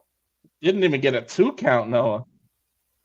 We talked about earlier how much Damian Priest is fueled on vengeance, but also, though the tape, Damian Priest is the stronger of the two, and arguably has better conditioning than JD McDonough, considering what wars he's been put through, as he was El Campeon, since cashing in back at WrestleMania. The ref checking on if Priest wants to give it up, but he's pushing the referee away from him, saying no. Well, JD trying to wear Priest down right now with a sleeper hold. Again, Priest trying to get back to his feet. JD, though, changing strategy. Knees to the point of the spine. Flop off the ropes. And another big knee strike to the front. Taking Priest down. And once again, going back to the submission. JD's no Gunther, but this is what caused Damian Priest to pass out and lose his title. It was a sleeper hill with a grapevine. Well, but it also followed after an attempted sleeper that Damian Priest was able to fight through and nearly get a pinfall counter victory to. Not to mention the second sleeper hold wasn't applied until he was powerbombed again by Gooper, already incapacitating Damian Priest before he had him down on the mat. And Damian Priest right now getting back up to his feet with JD McDonough on his back, refusing to go down. All rise for El Campeon. And JD McDonough right now. He literally rose from the sleeper to the feet. Bringing the ears of JD McDonough there. Now hoisting him up. South of heaven. Whoa, wait a minute. Whoa! Got a diving headbutt. That was a beautiful reversal of the South of Heaven by JD. Priest in trouble. Moonsault connects. Up the top rope. Shoot the half. Hook the far leg kick out by Priest. Oh, I hope they show the replay. That was a beautiful. No, they're showing the moonsault. But that was a hell of a reversal of the South of Heaven there, Noah. Yeah, and a picture-perfect moonsault follow-up for the near fall. Damn, I hate to give JD credit, but geez, I don't think I've ever seen anybody do that to get out of the throat slam. And again, trying to bring him for Devil inside. Damian Priest, though, brings him down hard with the flatliner. Priest trying to feed off the fans now. Yeah, his extended family that's been with him ever since he came forward in WWE, before Judgment Day. And JD again teeing up against Damian Priest. He slapped literally side the head. Him. And Priest fired up, though, teeing off here. That kicking back will come into play. Another rolling elbow strike. Rocks JD the ropes. Another elbow strike. Rocks JD coming in. McDonough may be out cold here. He made it. The mistake slapping him might have woken him up there, Noah. Again, we talked about kicking into that other gear here. And Priest jumping into the corner, flying in with the elbow strike to the side of the head and neck. Now hoisting him up. Good night. Broken arrow. Release Falcon Arrow. Front halfway across the ring as JD rolls to the outside. And what Damian Priest thinking here now? I don't even know how JD is on his feet, by the way. And Priest, oh my God! He ain't on his feet anymore, Noah. And out of that friggin' shoulder tackle, up and over goes JD across the announce table. As Priest putting JD back into the ring, I think we might get South of Heaven now. Yeah, I think someone else might be left after a friggin' car wreck of a mistake. Might need to bring the ambulance back here. Remember, guys, Balor's in the building, Noah. So he said, at least suspected this match. We haven't seen him interfere in this match, but Balor's somewhere in the building. Yeah, and again, right now, Damian Priest might be finally changing him and done himself of heaven after wiping out. Oh, wait a minute, to your point, Finn Balor! Finn Balor told Priest, I am going to get you when you feel the most safe. I said his name and he appeared there, Noah. And also look who's out here. Uh-oh. Priest staring a hole for Finn Balor's heart if he has one, while all of Judgment Day is out there. The numbers game here. Damian Priest being held down by JD and Dominic Mysterio. It's a mauling here against the former Campeon, and Liv Morgan taking it all in from ringside. Does Priest have a friend here that can help him though?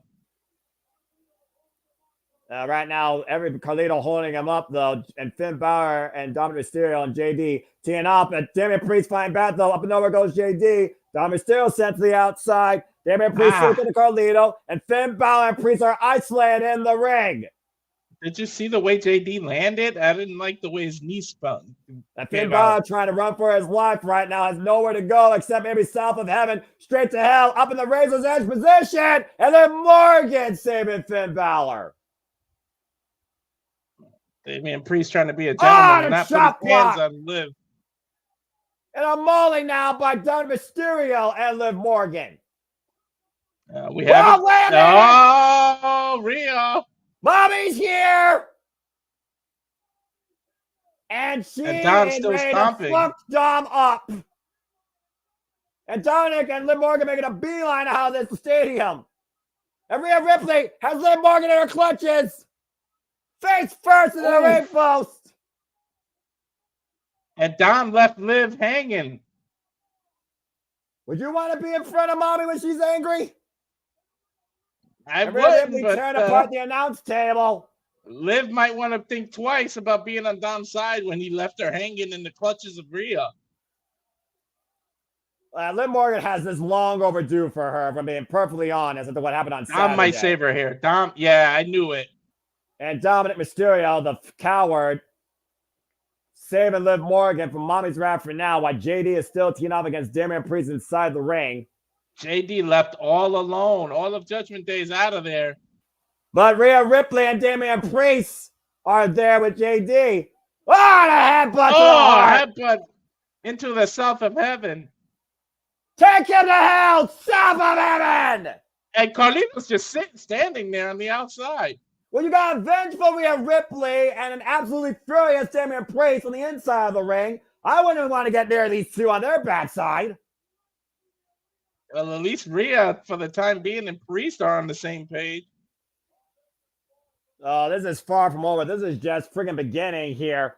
Both these individuals betrayed by people they held as their family will not stop until they get their revenge. We might see a branch off of the Judgment Day as Priest and Rhea are hugging. Wow. That was a hell of a statement there by Rhea Ripley and Dominic Mysterio. Dom is a dirty little hamster. It's wild out here. Whew. That's a funny-ass sign back there. Well, again, we talked about action, emotions running wild here all night, but it wasn't wilder than the moment we acknowledged Saturday night with the return of Roman Reigns. As we're going to the highlights now, showing Solo got a little too full of himself, huh, Noah? Well, I mean, ever since WrestleMania, where he said losing has consequences, the previous tribal chief was weak. I will bring this back home to the family, and anybody that did not acknowledge him by demand was taken out. Anyone that tried to oppose him was taken out. Kevin Owens, Paul Heyman, Randy Orton, and of course, the very first victim, Jimmy Uso. As Cody fought valiantly against Solo Sikoa, Solo was able to scout most of Cody's offense. It was a great, insane back and forth contest, but it was bloodline rules, meaning anything goes. And we saw the bloodline in full try to help Solo Sikoa to victory, starting with the Tongas. Think about this, Noah. Think about the reaction that Roman gave Jay when Jay said, I don't give a damn about the tribal team. And I was just saying that. So imagine what was Solo thinking to go this far?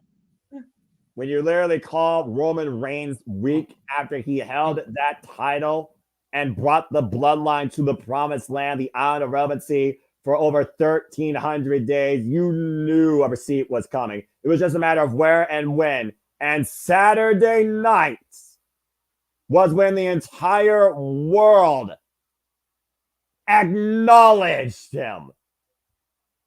The So original Irvin, tribal of course, chief. on her feet, me included, 57,000 plus, paying their respect to the original tribal chief.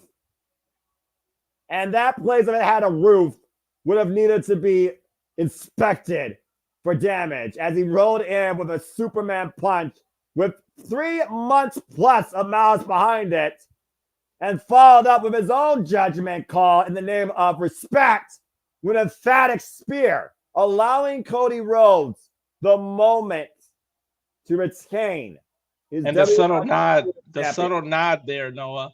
Exactly, because it wasn't about Cody. It was about who truly is the original tribal chief. Roman Reigns' new focus is not a title. It's literally the bloodline. And Roman Reigns is back, and he will return after that fallout from SummerSlam, folks. Friday night on SmackDown. The original tribal chief addresses the WWE Universe on SmackDown this Friday on Fox, and we'll be covering here at the Multiverse of Media. And meanwhile, though, Dakota Kai gets ready for one-on-one action. Oh, wait a minute! We're being attacked by this new group. I kind of saw this coming after that little post-match assault earlier. And So is Damage Control de facto faces? Maybe. Oh my God! And Shayna going back. The ankle and the surgery repaired knee of Dakota Kai. Dakota Kai may not even have fully recovered in her knee, and Shayna knows. Being a martial arts and submission specialist, she knows how to target limbs. Yeah, about to say, Sky right now, and Kairi saying, checking on Dakota Kai. We might not even have a match here, but we know we'll have matches tomorrow when we once again celebrate the red, white, and blue under the white and gold for week 2. NXT brings forth the Great American Bash. We'll see if Trick Williams figures it out against Pete Dunne. We'll see which Joe is on top, Joe Coffey or Joe Hendry, and so much more. NXT Great American Bash tomorrow night, folks, presented by Multiverse of Media, Tuesday, August 6th, 7:30 p.m. Eastern Standard Time, 4:30 p.m. Pacific, and that is also on Sci-Fi. As again, this non-stop week of all the content, yes, I did say his name, so yeah, all the content, all the wrestling continues to move forward as we continue going near the end of Monday Night Raw ahead of the Wyatt 6 debut against Chad Gable of the Creepers, and apparently Evan Nile is also part of the new Alpha Academy too. Well, since WWE is on full commercial, maybe Jeff, if you're there, you want to go to the commercial showing everybody everything we got upcoming this week, because WWE television, they won't stop at the commercials. I don't have a commercial for the week in particular, but I did want to bring something up while I had an opportunity here. So our buddy Chris Van Vliet over on his social channels puts these posts every once in a while. I want to see if you two guys can get it since we're sitting here on a commercial break. Can you guess the wrestler? Let's see. So a Universal Champion, a World Heavyweight Champion, a WWE Champion. Jeez, somebody held every belt. That's a 3-time Universal. It's a matter of the progression and the order of the progression. Exactly. So he goes from 3 WWE championships during the Undisputed Eagle era, and then all the way to holding both the 2013 scratch and the big gold, to 3 Universals to 3 WWE championship runs. Big gold and the WWE. So grand total of 4, 7, 10 world championship reigns within WWE. It's weird though that I look at the WWE old school championship and the World Heavyweight held the same time. Yes, JJ? I have a guess. What is your guess, sir? Brock Lesnar. Yep. That is the correct answer. Yes, sir. I mean, because what you have to notice is there are no mid-card titles here.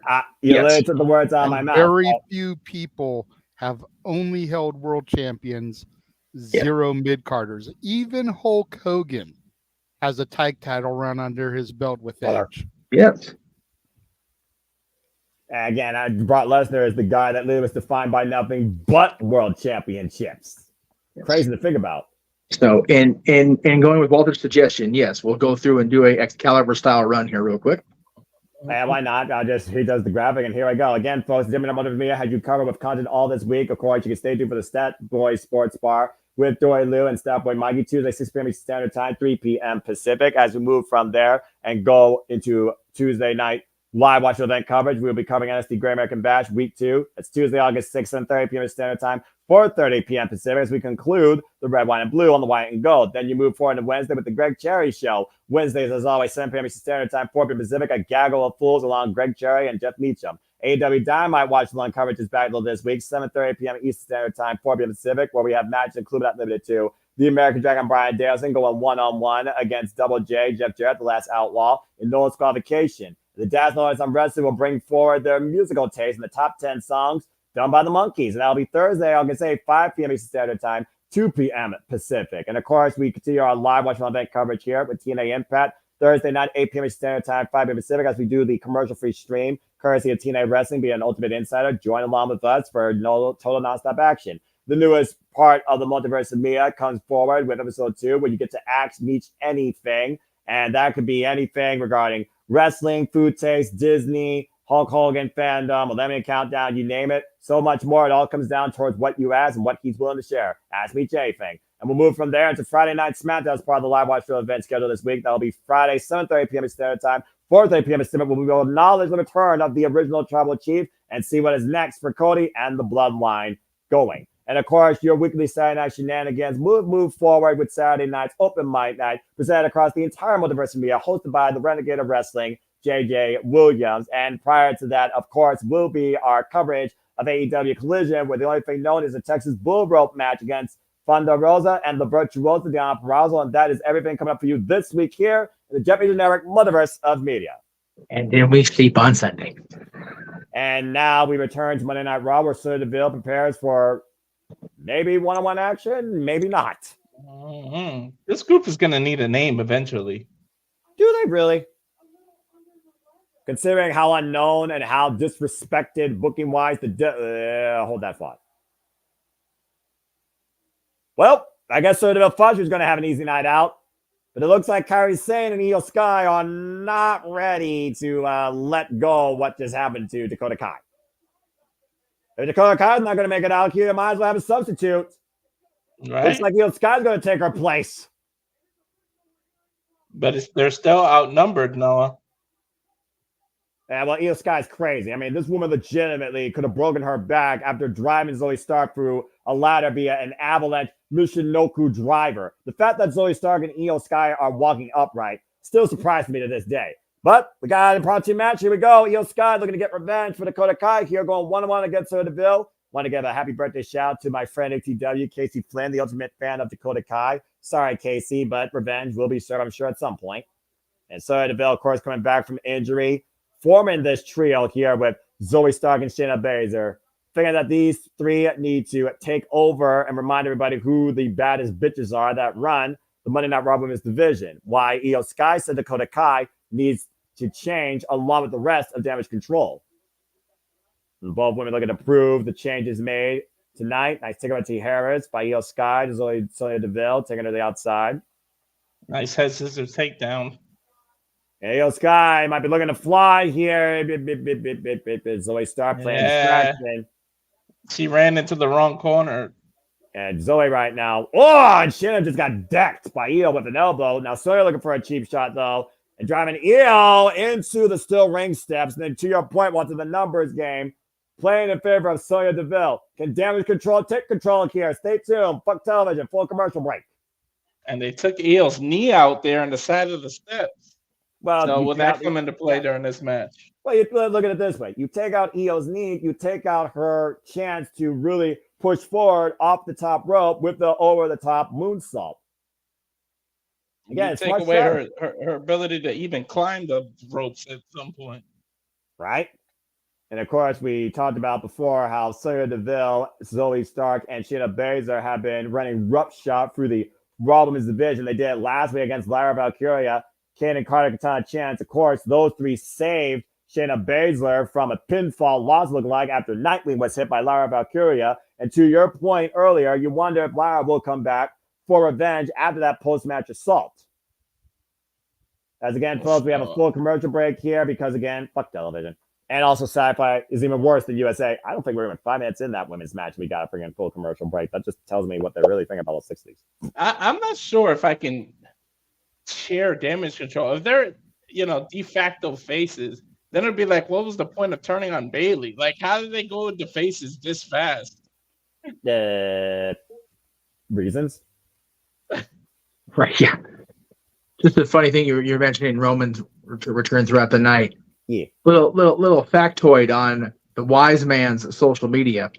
Uh-oh. On this day, 35 years ago on WCW, well, it would have been NWA still, Saturday night at that point, Paulie Dangerously, during a segment of the Danger Zone, calls himself the wise man. What if that moniker will stick?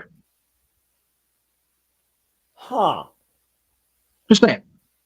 It's an interesting thought. Yeah, maybe it'll work out for him again in another lifetime down the line. Who knows? And then you talk about Roman Reigns. Will he be alone this Friday? I was gonna say, just because he's coming back doesn't mean he's gonna be by himself. But considering the first victim was literally one of the closest members to the original bloodline in Jimmy Uso, I would not be surprised to see somebody come to the side, not the aid, because this is what Reigns talking about, the side of the original tribal chief. We can definitely talk more about it as the week goes on, but I tend to lean on the side of caution and slow burn. Don't bring anybody else out there on Friday, not even Paul. Yeah, I agree. I think it's going to start with Roman Reigns coming out first, and of course he's going to take it in, then ask us to acknowledge him, and then Solo's going to come out. What if Solo dares try to come out before Roman Reigns even gets to pop that question, and then shit hits the fan. I remember Solo's down a man with Jacob Fatu's injury. If nothing else, Solo still has Roman Zulafala. Oh, yeah. Exactly. That must be reclaimed. For those that don't know, by the way, those are the ceremonial sacrilegious beads of the Anali family bestowed upon Roman Reigns by, rest in power, literally Alpha and Sika, the Wild Samoans. Yes. Just so everyone is aware, again, trying to bring y'all up to date with the history and the connectivity. And we know, I think Cody Rhodes also probably has a piece of that still, as we are back here on Monday Night Raw. Walter Cruz and Noah Foster on the call for the last hour here. Io Sky going one-on-one with Sonya Deville after cover by Sonya. Gets a 2 count after Sonya, Shayna, and Zoe took out Dakota Kai and probably shattered her leg backstage ahead of this match. And Io right now brings against the ropes, and Sonya teeing off that kick background coming into play. Sonya tried to impromptu give herself the night off. Well, let's keep in mind, Sonya Deville also has former MMA background experience. And again, tonight's headlines, Randy Orton will face Gunther at Bash in Berlin for the World Heavyweight Championship. Bronson Reed destroyed Seth Rollins with 7 tsunamis, I believe. Seth Rollins literally bleeding internally. And Judgment Day, of course, attacked Damian Priest. But Rhea Ripley and Damian Priest destroyed Daniel McDonough, now starting their own revenge tour together. And Roman Reigns will return to SmackDown this Friday. Nice roll up there for a 2 count by Io Sky and Sonya Deville. Going out here tonight, pass the crown hand. What a rising knee strike, turning Io up and over. Mm-hmm. So far, it looks like Io's knee is not affecting her, but Sonya Deville has been on the attack since we've been back from commercial break. In fact, my turn fans around right there for Io Sky as Sonya Deville's shoulder ran into the ring post. Io Sky like she's trying to shake feeling back into that shoulder. And to your point, Io Sky might be looking to shake feeling back in that leg. Dragon screw leg whip. Damn, that move has to suck. Mm-hmm. That was beautifully executed by Io, too. And a shote by Io Sky. There you go. Io with a drop kick right now to the leg of Sonya Deville. There you go right now, looking to follow up here to your point. Elbow strike in the corner. Takes Sonya off her feet. Looking to see who runs the women's division here. Io taken to the skies now. Io fired up. The G's in the sky, going where she's most comfortable. Up and over. Wow, what a missile drop kick. The height cover by Io. 2 count. A front drop kick off the top rope. Beautifully well executed. As we go to the replay. Yeah, but to your point, she launched more vertically than forward. Mm-hmm. Again, Genius of the Sky right now. Showing her name, especially that incredible match against Utami Hayashishita at Marigold. Battle of Queen of Queens. Double underhook. Butterfly hook. So yeah, but to scout it though. Rising knee strike. Roxy down to Nice the knee. knee. So yeah, now driving her knee for Io Sky. That might be enough here. Hook of the leg. Kick out by Io. Beautiful running in the shades of Daniel Bryan. Since we're watching WWE, I'll call him that. And you know, that's fair. Again, we talk about Daniel Bryan and his background. So now Io Sky right now on the back foot. So DeVille though looking to take her down. Back kick though by Io. The rope through. Oh, and a double stomp by Io Sky. Right to the mix session. And Io right now might be down on knees in the corner. Sonya Deville, the running Meteora. Once again, hook of the near leg, but Zoe puts the far leg on the rope. Surprised it usually after the running knee, she goes for the moonsault, but Kyrie just nailed Zoe with the spinning back fist, the cutlass. Oof. Sonya Deville looking to take advantage, looking for an advocate, maybe. Io Sky though scouting Sonya, taking her to the outside. Those are out of the ring. And what the hell? Kyrie right now. And Io. I think they're going to take all three women out in one move here, Noah. Oh, man! Insane elbow over the top rope moonsault in stereo. To your point, the entirety of the opposition wiped out. She literally hit the insane elbow while Zoe was still standing up. Io trying to bring Sonya back in the ring. It's truly one-on-one at this point. You know what she's setting up here for, Noah. Yep. Looking for the over the moonsault to the chest to put down Sonya Deville tonight on Monday Night Raw. That connects. She hit all of it, Noah. Io with the win. Damage control with damage dealt. Io with a little minor revenge for what took place earlier. Well, Io Sky said damage control needs to change, and clearly they did. Big win on behalf of Dakota Kai. And Io's exhausted. Speaking of exhausted, we go backstage to Sami Zayn with Ilya Dragunov. A little bit of a pep talk, encouragement. Are we going to hear from the former champion tonight? Again, how does the champion bounce back? Well, I mean, if you're going to need a pep talk or a pick-me-up, Jey Uso is the guy that can definitely help with that. So you're going to shake right back. Yeet. You're Sami Zayn. You know how to pick yourself up and go lucky. Come on, Uso. Eat. Sami Zayn saying it's a tough pill to swallow. Jay said you're gonna get this rematch. You're gonna get this rematch, and you're gonna get the IC title back and be the new Intercontinental Champion again. Yeet. Sami Zayn saying, "You know, I talked to Adam Pearce, and I got that rematch next week."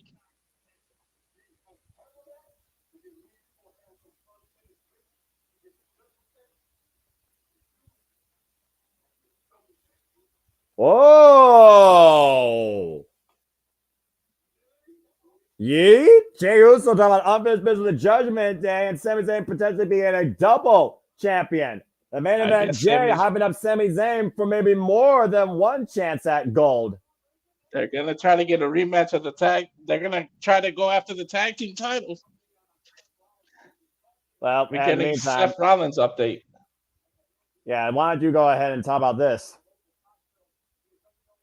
He was taken to a local hospital. X-rays, endoscopy, internal bleeding. And a CAT scan, apparently. Yeah. Well, as we switch gears now, we get ready for our main event here. 6-man tag team action with the in-ring debut of the Wyatt Six. And they're getting a good 23 minutes for this main event. Again, we got to look back at the cryptic messages sent including this one. Apparently, prep for the night. Wait a minute. Yeah, go ahead. Though, if you could talk people through what we're seeing here on the TV screen, because it'll be hard to describe. Well, let's face it. Each member of the Wyatt Six felt lost, controlled, forgotten. And what did Uncle Howdy do? He brought them home. And this is another one of those individuals right here, as we're getting now the backstory of one Joe Gacy. The only one that has yet to get his own video, and now he got it this week. Now he's saying he's going to make them all pay. Uncle Howdy's saying that tonight is the reckoning. And Joe Gacy saying make them all pay for their sins.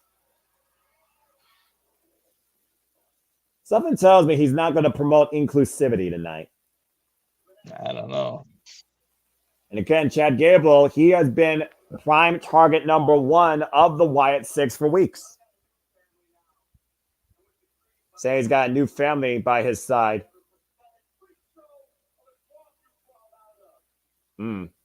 Let's see if they got a new name.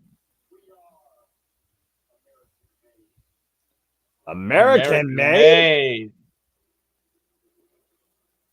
American Made. Another Hulk Hogan theme song. I mean, it's a hell of a name for these collegiate athletes, if we're being honest here. Mm-hmm. These three are American made. New Titantron, new name, new attitude, new everything. Chad Gable did. He told them earlier that they can keep the old name because he knew he was coming up with his own name. He said he built something better. He's got a better, stronger family now. Chad Gable, of course, getting the "You Suck" chance. How fitting with the poetic United States flag and the "You Sucks." Of course, Monday Night Raw will be next week from Austin, Texas, at the Moody Center at the University of Texas. Tickets are still available right now on Ticketmaster.com if you want to be part of this WWE live experience of the Paul Tracy Beck era. And of course, Chad Gable, to your set, he put away the past. He tossed it to the side, looking to build a bright future. American made. The Creed brothers and Chad Gable go up against the Wyatt Six next on our main event. No, what do you think of this new American made stable? I kind of like it because, again, those that don't know the Creed brothers, Ohio present, they are all-around collegiate athletes straight out of the new program. One's technically sound, the other one is a bruiser. And then you got Chad Gable, who has all the tools to be as pure as an athlete as Kurt Angle in this day and era of WWE in storytelling and in-ring capability, which is why I'm glad he resigned with Triple H particularly. So I think it's very fitting that American Made could be possibly the next great tag team led by Chad Gable. This audience may say that they suck, but I think they're going to be very, very worthwhile to watch compete in that ring. And I think very successful. And I'm curious if that means that maybe we'll finally get something more going for Ivy Nile now. Maybe she could finally go after the friggin' women's championship because, God forbid, they've done less with her than they have with Shayna Baszler as of late. The fact that they have a new name, new theme, new look brings me kind of more to what JJ said back, that maybe Ivy interferes and this match gets thrown out. That way nobody looks bad in this, because it might not. You don't want American Made to lose their first match collectively being named that, and you don't want Wyatt Six to lose. So maybe the women get involved and it gets thrown out, like JJ said. Well, I mean, again, we know that Sister Abigail will be in the Wyatt Six corner, and I'm sure Uncle Howdy won't be too far away either. And Uncle Howdy's got to be the number one thing on Chad Gable's mind. But to your point earlier, is the Wyatt Six reckoning about victory versus punishment, pain, injury? We talked about it earlier. Sometimes it's not about the result, it's about the story. And I feel there's going to be definitely a unique story unfolding with the fact we got the Wyatt Six debuting the night in ring in six-man tag team action. And it's not even involving Uncle Howdy. It's Joe Gacy, Dexter Loomis, and freaking Eric Rowan, the rest of the Wyatt Six. So something tells me it's not going to be a clean result on either side. It's going to fall out. I think we're getting disqualification, but I think it's the post-match that's going to tell more of what's ahead for both sides here. Yeah, I think it's more about the angle as opposed to the match here. Yeah, exactly. And I want to get a shout out quick again as we get ready for our main event. Figure for those who've been watching across outlets, and figure for those that have been tuning in for the first live watch event of this week and all the content we're going to do in Multiverse of Media. Hope you enjoyed. Please also comment, tell a friend. To Safety, DJ Mutt, to Big G, to Tommy Gunn, to Daniel, to Dave, to Matt Helms, to, of course, everybody out there. Matthew, Michael, Emmanuel, congratulations, by the way. Daryl Keefe, Ford Gaming, Josh Mansfield. I'm sure he's still stewing over the Cleveland Brown comment by JJ Williams. Again, we acknowledge all of you. Thank you. Appreciate you make this all possible. And again, that's a fair comment, Chris Harper. And thank you, by the way, for, again, everyone who tuned in. Please, again, to make this all happen, it's your passion support that makes this possible. Like, subscribe, comment, tell a friend. And if you want to dictate the conversation, don't need to dictate Casting Studios, Greg Jerry Brand, Jeff Meacham Network, Super Chat. It is truly as simple as that. I also want to give a thank you to Jeff Meacham, JJ Williams, and you, Walter, that, of course, have been along for the ride in the commentary position. And also, shout out to y'all and Big G, who I know had a hell of a time calling SummerSlam, as I was there live, of course, at the biggest event of the summer. So, again, to everybody that makes this all possible, from staff, producers, to fellow members of the Multiverse of Media, to the friends of the multiverse, including the MVPs, the Dominguez's. Again, everybody, we thank you always for making this all possible, and I'm always thankful to be a part of this crazy family, despite the fact the expenses of my dignity that always happen, it seems. And again, it's always just a fun time here as we truly incorporate, encompass, and appreciate all things wrestling. Shout out to the WWE family on the Twitter and social media platforms. Damn it. And again, as we got a full commercial break here, I'm just really curious to see. We saw glimpses of what the Wyatt Six are able to do unmasked. And we know what all these athletes are capable of doing. But we are looking at a changed, transformed Joe Gacy, Dexter Lumis, and Eric Rowan. And while they echoed video packages similar to the chaos built out of the original Wyatt family, and God rest his soul, Luke Harper, Eric Rowan, and of course, forever immortal, Bray Wyatt, I'm very curious if that same trios mentality will be taking place here by the Wyatt Six, or are we going to see something completely different here? Again, it's the first time we're seeing them in in-ring action as a trio. Just saying. Yeah, we may be seeing something totally different. I'm curious to know their gear, and are they going to wrestle with maskless? Are they going to? Because we already know who they all are, so you might as well have them go unmasked. But maybe the mask just as the character. It's going to be curious to know. It's going to be we got to know. Like I can't wait. Curiosity is getting me, and it looks like we'll know next week if Braun Breaker can survive being now the guy who's targeted versus anyone else targeted. Braun Breaker faces Sami Zayn next week for the Intercontinental Championship. 2 out of 3 falls. Also made official after what happened earlier. It will be a WWE Women's Tag Team Championship No. Contenders match as Damage Control's Io Sky and Kairi Sane go up against Zoe Stark and Shayna Baszler. Of course, now we're getting ready for our main event here on Monday Night Raw this week, though. Chad Gable and the Creed brothers, now known as America Made, stand ready to take on the Wyatt Six in their in-ring debut. Uh-oh. Oh, boy.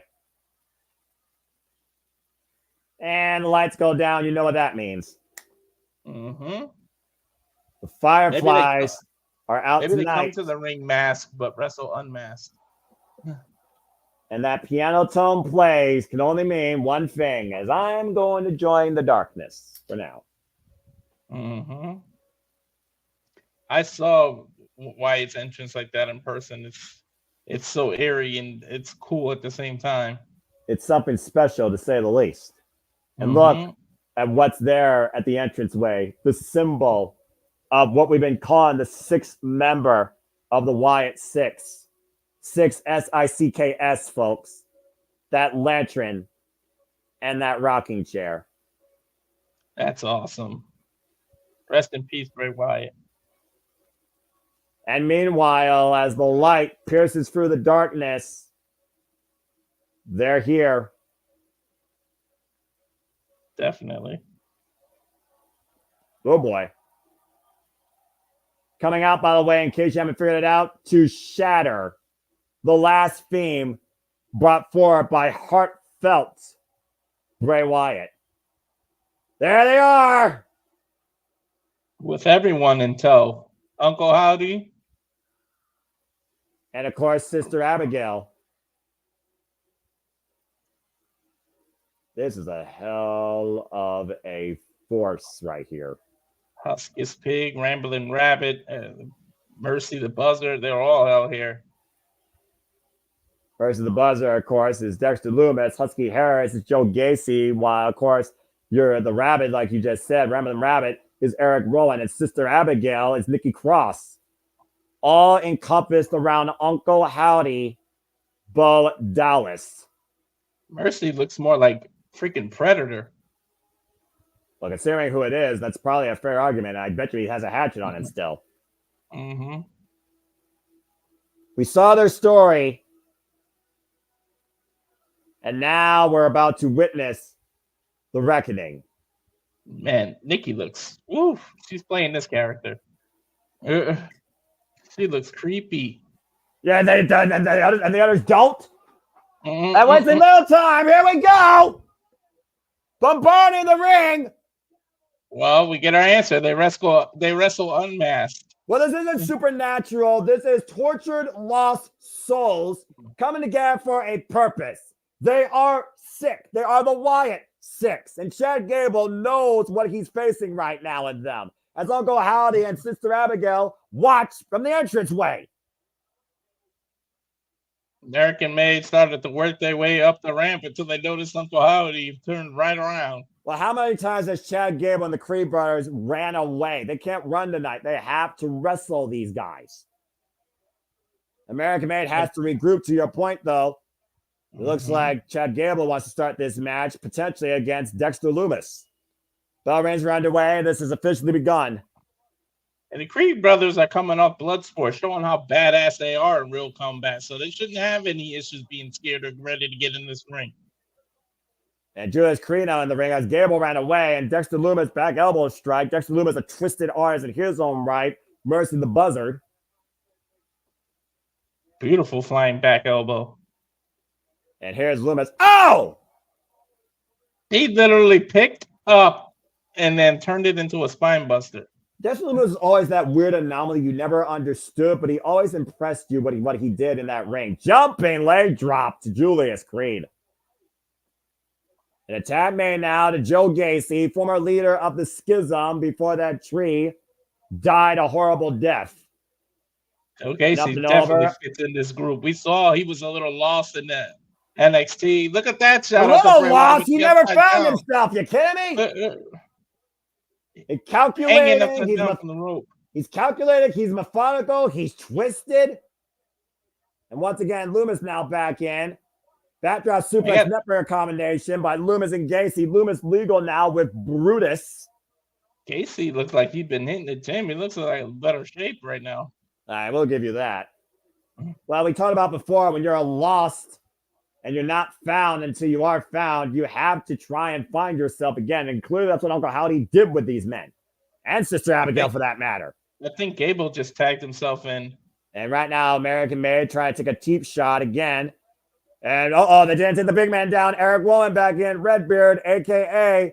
Ramblin' Rabbit right now. And the Wyatt Six taking advantage of American Made here. Wyatt family chaos fairy happening here. Trios turmoil right now. I don't envy this referee. He's got a hell of a job trying to keep these six in control. Yeah, you think? Eric Rowan take control though of both the Creeds here. And Joe Gacy now. What's he looking for here? Double senton drop. Systematic destruction by the Wyatt Six. And what the hell are they doing with Dexter Lumis? Hoisting him up on Redbeard's shoulders. What drop to American Man on the outside. The Wyatt Six dominating in the early going here on this main event of Monday Night Raw. I think we might say fuck television for the last time. But we're going in the picture side by side. Honestly, with this type of match and the implications involved and what the Wyatt Six are supposed to represent, mean, and demonstrate, saying they are the reckoning since they were lost and forgotten. It's one of those frames where I feel like this match should have been commercial free, in my opinion. But we'll see in a moment if we get a picture-in-picture. We'll see. Right now, it's not happening. I got a picture-in-picture. Well, okay, so I might get it here in a moment. Again, fuck television, fuck television, fuck television. There it is. And right now, it's all six people outside, and then Julius just got thrown back in the ring by Dexter. Yeah, let's talk about Let's talk about American Made and the elements part of it. You got Julius Creed, who, of course, the more technically sound, all-around athletic member of the Creed brothers. Then you got Brutus Creed, who literally is a brawler and a powerhouse for the Creed brothers, former NXT Tag Team Champions. Cover 1, 2. Gacy was trying to cover Julius, but he kicked out. Or sorry, Gable. He covered Gable and he kicked out. Chad Gable again, who literally said, "This is my new family. This is far better than what you three were. Alpha Academy is dead. We are American males." I got a picture finally too, and Joe Gacy here with Chad Gable. Joe Gacy, who led his own family, by the way, and has been found by a new family. Chad Gable, though. God! Dragon Scream leg. Damn, that suck. And looking for the ankle lock potentially here. We know Chad Gable loves to implement an ankle lock. Tried to submit Sami Zayn for the championship and going to town right now. Step over knee drop. Beautiful. Tab made now to, I believe that is Brutus Creed, the bigger of the Creed brothers. Yes, definitely Brutus. And Brutus and Chad Gable double teaming Joe Gacy right now as American Made has regained control for the time being. Again, we talked about earlier this whole vendetta that the Wyatt Six has against Chad Gable. You wonder again, does this have anything to do with the fact that Chad Gable betrayed his own family? And here we got Brutus Creed right now in control of Joe Gacy. Joe Gacy still trying to get back up to his feet. The big elbow just dropped Gacy. American Made is in control now. They've taken over. And Julius Creed now in the ring. Of course, Julius and Brutus are blood brothers. Literally, one of these two fought for the other man to stay in NXT in an ambulance match. And you see right now Julius jawjacking. And they showed what they could do out of the WWE ring and in blood sports when they're in a real environment. They showed what they can do a couple weeks ago. Yeah, including one of them getting a TKO victory against Filthy Tom Lawler. There's a cover now, but Julius not even a 1 count though. Yeah, I think it's going to take a lot more to keep Joe Gacy down.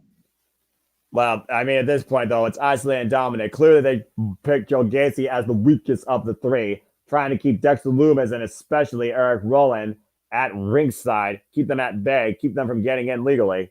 Chad Gable right now teeing up against Joe Gacy, once again, picking apart that leg. They're definitely working on his leg and hamstring with these moves. Well, we talked about earlier how much the ankle lock affects all the ligaments, all the muscles in the leg.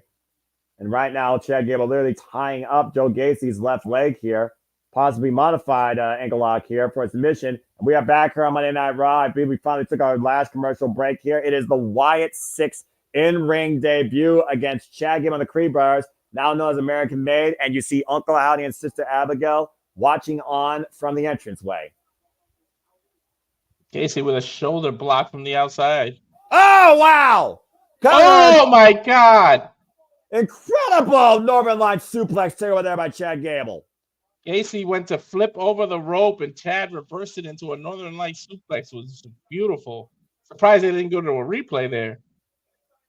And Chad made now quick Chad's here, standing moonsault off the Samoan drop. And now Julius off the second rope with his own moonsault.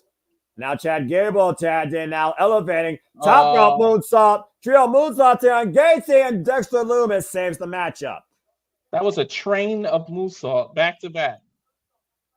And man, we're learning a lot here tonight about American Made, as much as we've been learning about the Wyatt Six. Yeah, literally. You gotta wonder if Uncle Howdy expected it to go like this to a degree, to be this competitive against these three. They're working like a well-oiled machine, frequent tags. Uh-oh. Whoa, God, upside down. What's up, the Creed Brothers by Joe Gacy? Joe Gacy's a big boy doing that kind of move. Yeah, the handspring double clothesline. Springboard off the ropes now. And Joe Gacy, critical moment to make a tag here. Eric Rowan says, ready. Take a look at this. Handspring, springboard, double, turn around lariats. And Eric Rowan's now in Rambling Rabbit. One half of the Bludgeon Brothers. And, of course, a third of the original Wyatt family.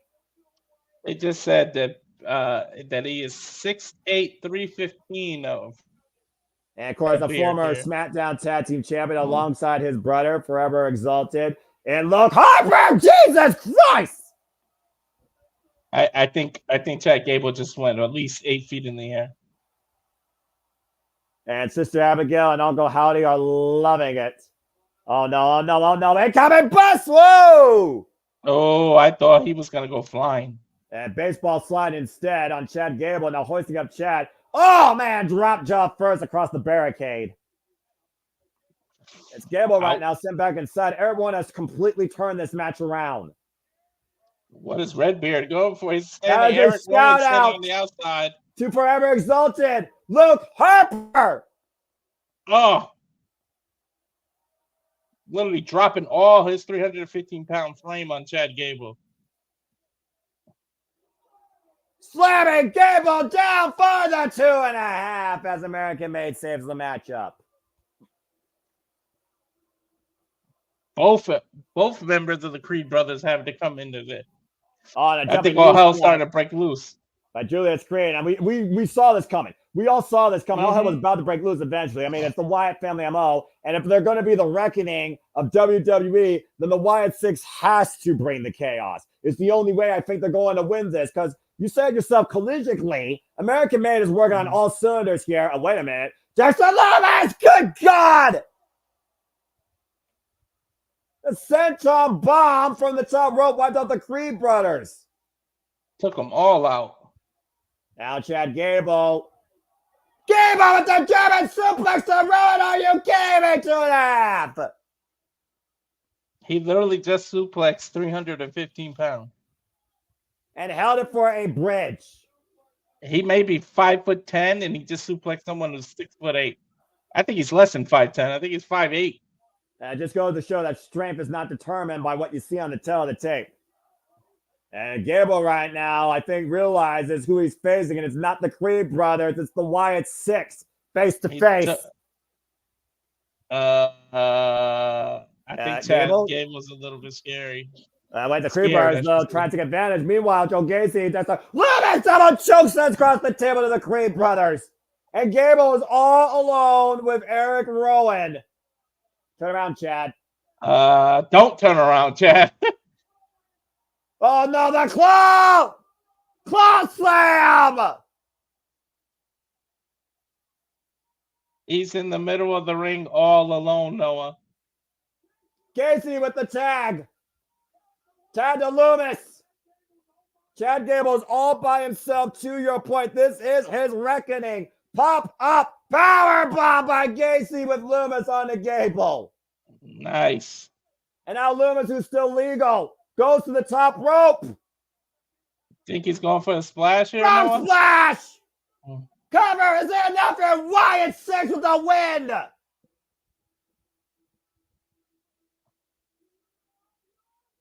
Wyatt Six with their first official win as a team. Now as a team, Walter, a family. Yeah. But it did not come easy, Noah. It didn't come easy. Well, I guarantee you one thing, Walter. Bray Wyatt has to be looking down, smiling from the biggest rocking chair possible in heaven with Luke Harper, seeing what this new family, the Wyatt Six, demonstrated tonight against American Made. And again, that freaking Iron Claw choke slam by Eric Rowan and Chad Gable. That was enough right there, I think, for the 3 count. But this was just confirming it. Mercy the Buzzard flies with the splash, and the Wyatt Six wins. Of course, the Buzzard would be the one to fly with that splash. And Abby the Witch coming in with the lantern.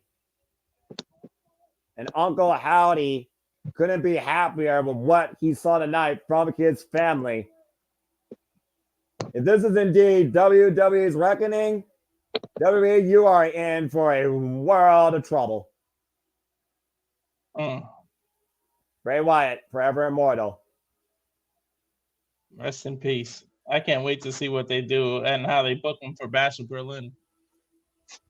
Man, they are here, and they aren't leaving anytime soon. That's Say howdy to the Wyatt Six, your new reckoning, WWE. That's a hell of a screenshot to end Raw. No kidding. And with that being said, for the Renegade of Wrestling, Jay Williams, for Walter Cruz, for Jeff Mike Me, John Seminole Fox, and thanks for tuning in our coverage of Monday Night Raw. Very good first outing we've done of a 3-hour Raw here in a while. I know I heard you thanking everybody during the last part of it, so I'll just simply. What can I say except you're welcome for the tides. Hopefully we don't get copyright pinged for that. You deserve 5 seconds. Good. That's fair. That's fair. Damn it. I queued it up. I was ready. Anyway. But yeah, that was a solid show. Good Fallout episode from SummerSlam. Yeah, I could be wrong, but Noah seemed like he enjoyed it, that it wasn't too much of a waste of time for him. There were a couple of fans I was like, meh. That's fair. There's a couple things on every broadcast we do that I'm a little meh about. Even my NXT. There will sometimes be a segment I'm like, okay. I'm fine with everything. Can we get back to Chase U? Can we go back there? Can we give Kaylani another segment? There you go. Can we get Roxy on? I'm really looking forward to Friday, man. Friday, I'm looking forward to everything this week. Everything! Yeah, not something, but everything. Yeah, well, that you breaks know, Stat Boy Sports Bar tomorrow, of course. Night 2 of the Great American Bash, which, like you said, we've got some NXT and a crossover tomorrow. We got the Battle of the Joes, Joe Coffey versus Joe Hendry. We've got the Rascals versus Nathan Frazier and Axiom. More specifically, the MSK contingent, the duo that never lost the titles. And realistically, if there has been a TNA NXT that I thought could actually walk away with the gold, I think it could be this match. I think this is where we could finally get the cross promotion championship, and we'll start seeing the Rascals on Impact with the NXT tag team titles. Ooh, that'd be a sight to see. Yeah, no right? Kidding. AEW Dynamite. Okay, yeah, the Greg Cherry Show, of course. Got to get that shill in. I don't usually shill it because I'm never usually involved in it. But Jeff has it here. Got to get the plug in. Dynamite, of course. Like we said, Jeff Jarrett versus Bryan Danielson with Ricky the Dragon Steamboat involved. And it's no disqualification, which means we're not getting Jewel J. We're getting the last outlaw against the American Dragon. I swear to God, Noah, I swear to God, if Aubrey Edwards is the referee and screws Jeff Jarrett, I will be inconsolable. You can't say there's a screw job. No. You can't say there's a screw job when the match is no disqualification. I will be a good boy up until the finish. Yeah, you have my word. Because of the agreement we made with Jeff. You have my word. I will be a good boy up until the finish. But if Aubrey is the referee and she screws Jarrett over, I will be inconsolable. And I'm going to shut you up, even if I accidentally tell somebody else to shut, because I'm not going to look at the screen, because I'm going to put your ass in your place like I do always, especially when it's no disqualification. Anyway. But JJ, now I'm hoping she does it because it'll make a hell of an open mic night. That's fair. I mean, we've always got the clip of Thea Hale telling everybody to shut the fuck up. So. I'll tell her to shut the fuck up too. You think you could stop me? Everyone shut the up and sit down. Jeff, were you just trying to do that just because he said the name? Or you were just trying to get on JJ's good side? I said her name and she appeared. Because everybody on this panel right now. Oh, I dropped out. Everybody is enrolled in Chase University. No, nay. Because part of the deal had me have to watch football for an entire season. You are committed to an entire school term, sir. No, I'm not. I got withdrawal period. I could literally drop out the next day, and I did. Shucks. I gave her credit. You got a whole semester. I didn't have to give Chase U credit. I had to give Thea Hell credit, and I did. I fulfilled my commitment.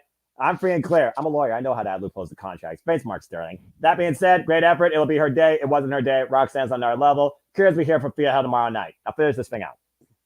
Then, of course, as the graphic was up on the screen, we got the top 10 songs by the Monkees, the original boy band, the original group that was put together by television producers specifically to sell records.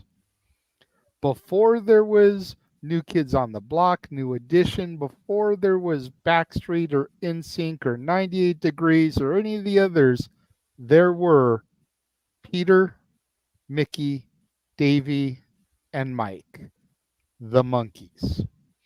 And I consulted with another very intelligent source on this list, and we put together the 10 songs and a few honorable mentions that'll be on this list. Thank you, Natalie, for helping me arrange this list. Then, of course, looking forward to Impact. Man, I've been hearing grumblings about some of the matches that have taken place. I am not going to say anything because if the spoiler ends up being untrue, if the rumor ends up being untrue, I don't want to be sitting here with mud on my face. But if some of the stuff plays out that I have heard plays out, ho, buddy, things are going to be really looking good come emergence. And Noah, I was doing some thinking.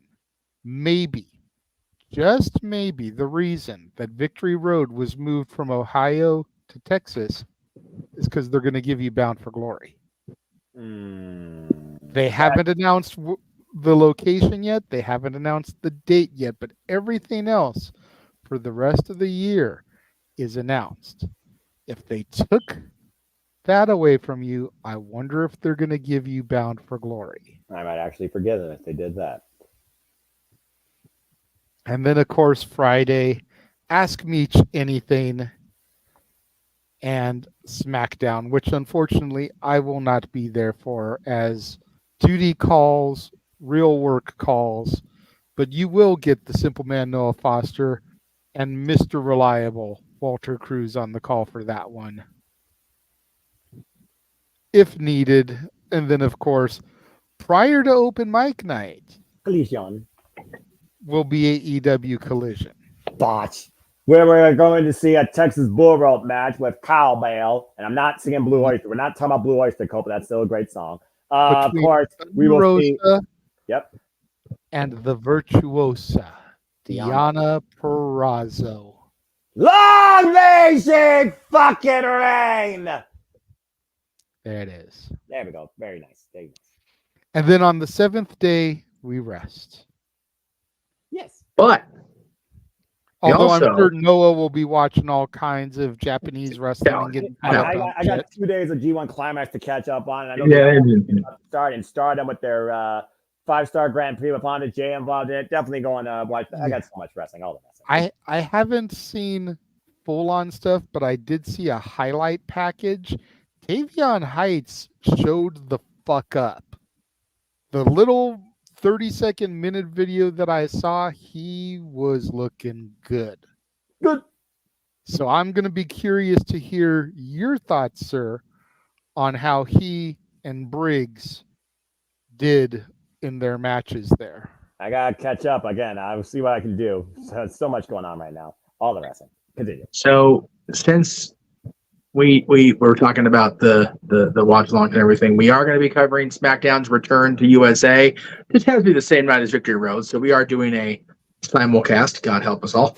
Or actually, that's not simulcast. That'd be the same thing. 2 separate streams on the same night, probably around the same time. So there is that. What will probably be happening on that one, depending on my work schedules, it'll probably be Noah and James on Victory Road and me and Walter on SmackDown. Most likely. That's fine. As much as I have enjoyed doing Impact with you, and especially with the NXT involvement, I mean, unless James wants to do SmackDown, which we'll give him the option, because he feels comfortable as a play-by-play guy. He can do play-by-play. Walter do color there. I can do color on the TNA stuff. Yes. And then, of course, we'll also be along for the ride for the debut of NXT on CW. Yes. And we don't have a graphic yet because I want to make sure we give WWE the proper opportunity to make their own fancy graphic, but we will be covering the debut of Raw on Netflix. No doubt about it. Duh. Yeah. Now, here's where the $1 million question truly lies, Noah, and you don't have to give an answer yet. You can let it percolate in your head. But considering we've been doing NXT, you and I, or actually you and Walter, as a consistent broadcast, with AEW presenting Title Tuesday, in direct competition to that week's NXT. Oh Lord. Where does your loyalty lie, though? It won't be the first week, thankfully. We know that you're more of an AEW guy than a WWE guy, hands down. But as I said, you and Walter have been doing NXT. You seem to be enjoying this modern NXT. While it will never be your NXT, it will never be the black and gold. It feels like it's about as close as it's going to get to that without it becoming that again, with the excitement and the energy that you bring to it. So take a couple weeks, think about it. Completely up to you. And then again, depending on my work schedule, if it's got to be me and Walter and you and James are doing Title Tuesday, so be it. If you and Walter want to do NXT because that's been your weekly commitment and me and James do AEW, so be it. But as we like to say in the sports bar, the puck is in your zone, sir. It's the equivalent of the ball is in your court. Okay. But you can think about it, so we're good. Yeah. You don't got to give an answer right now. We've got until October. But Fair just enough. wanted to make sure you had the information. And Put me you on the could start spot next. processing. I was like, It's- what? It's one of those things, Jay. The first episode's on the 1st. Mm-hmm. He'll be calling that for sure because there won't be AEW that night. Correct. It's the At least, first of at least the as of now, unless TK gets another curly hair up his ass. Shush, stop it. You shush. You shush. So Wake up. you got a week from that point. Hey, what are we doing? So there you go. All right, fair enough. All right, kids. For those of you on the East Coast, good night. We love you. Get some sleep. Get some rest. Those of you on the West Coast, I'm going to watch WWE now because I'm into the Orton versus Gunther promo on my end of things, but I'm going to go watch it from there. For everybody else, we'll see you again tomorrow. First, during Sapway Sports Bar, we'll be covering the Olympics, well-ish, and so much more. And then, of course, the Great American Bash at 7:30 Eastern, 4:30 Pacific with Noah and JJ back on the call for Cheers NXT. Till then, good night. The Jeff Meacham Network's Multiverse of Media. For over 15 years, the recognized symbol of excellence and the standard bearer in coverage of sports and entertainment.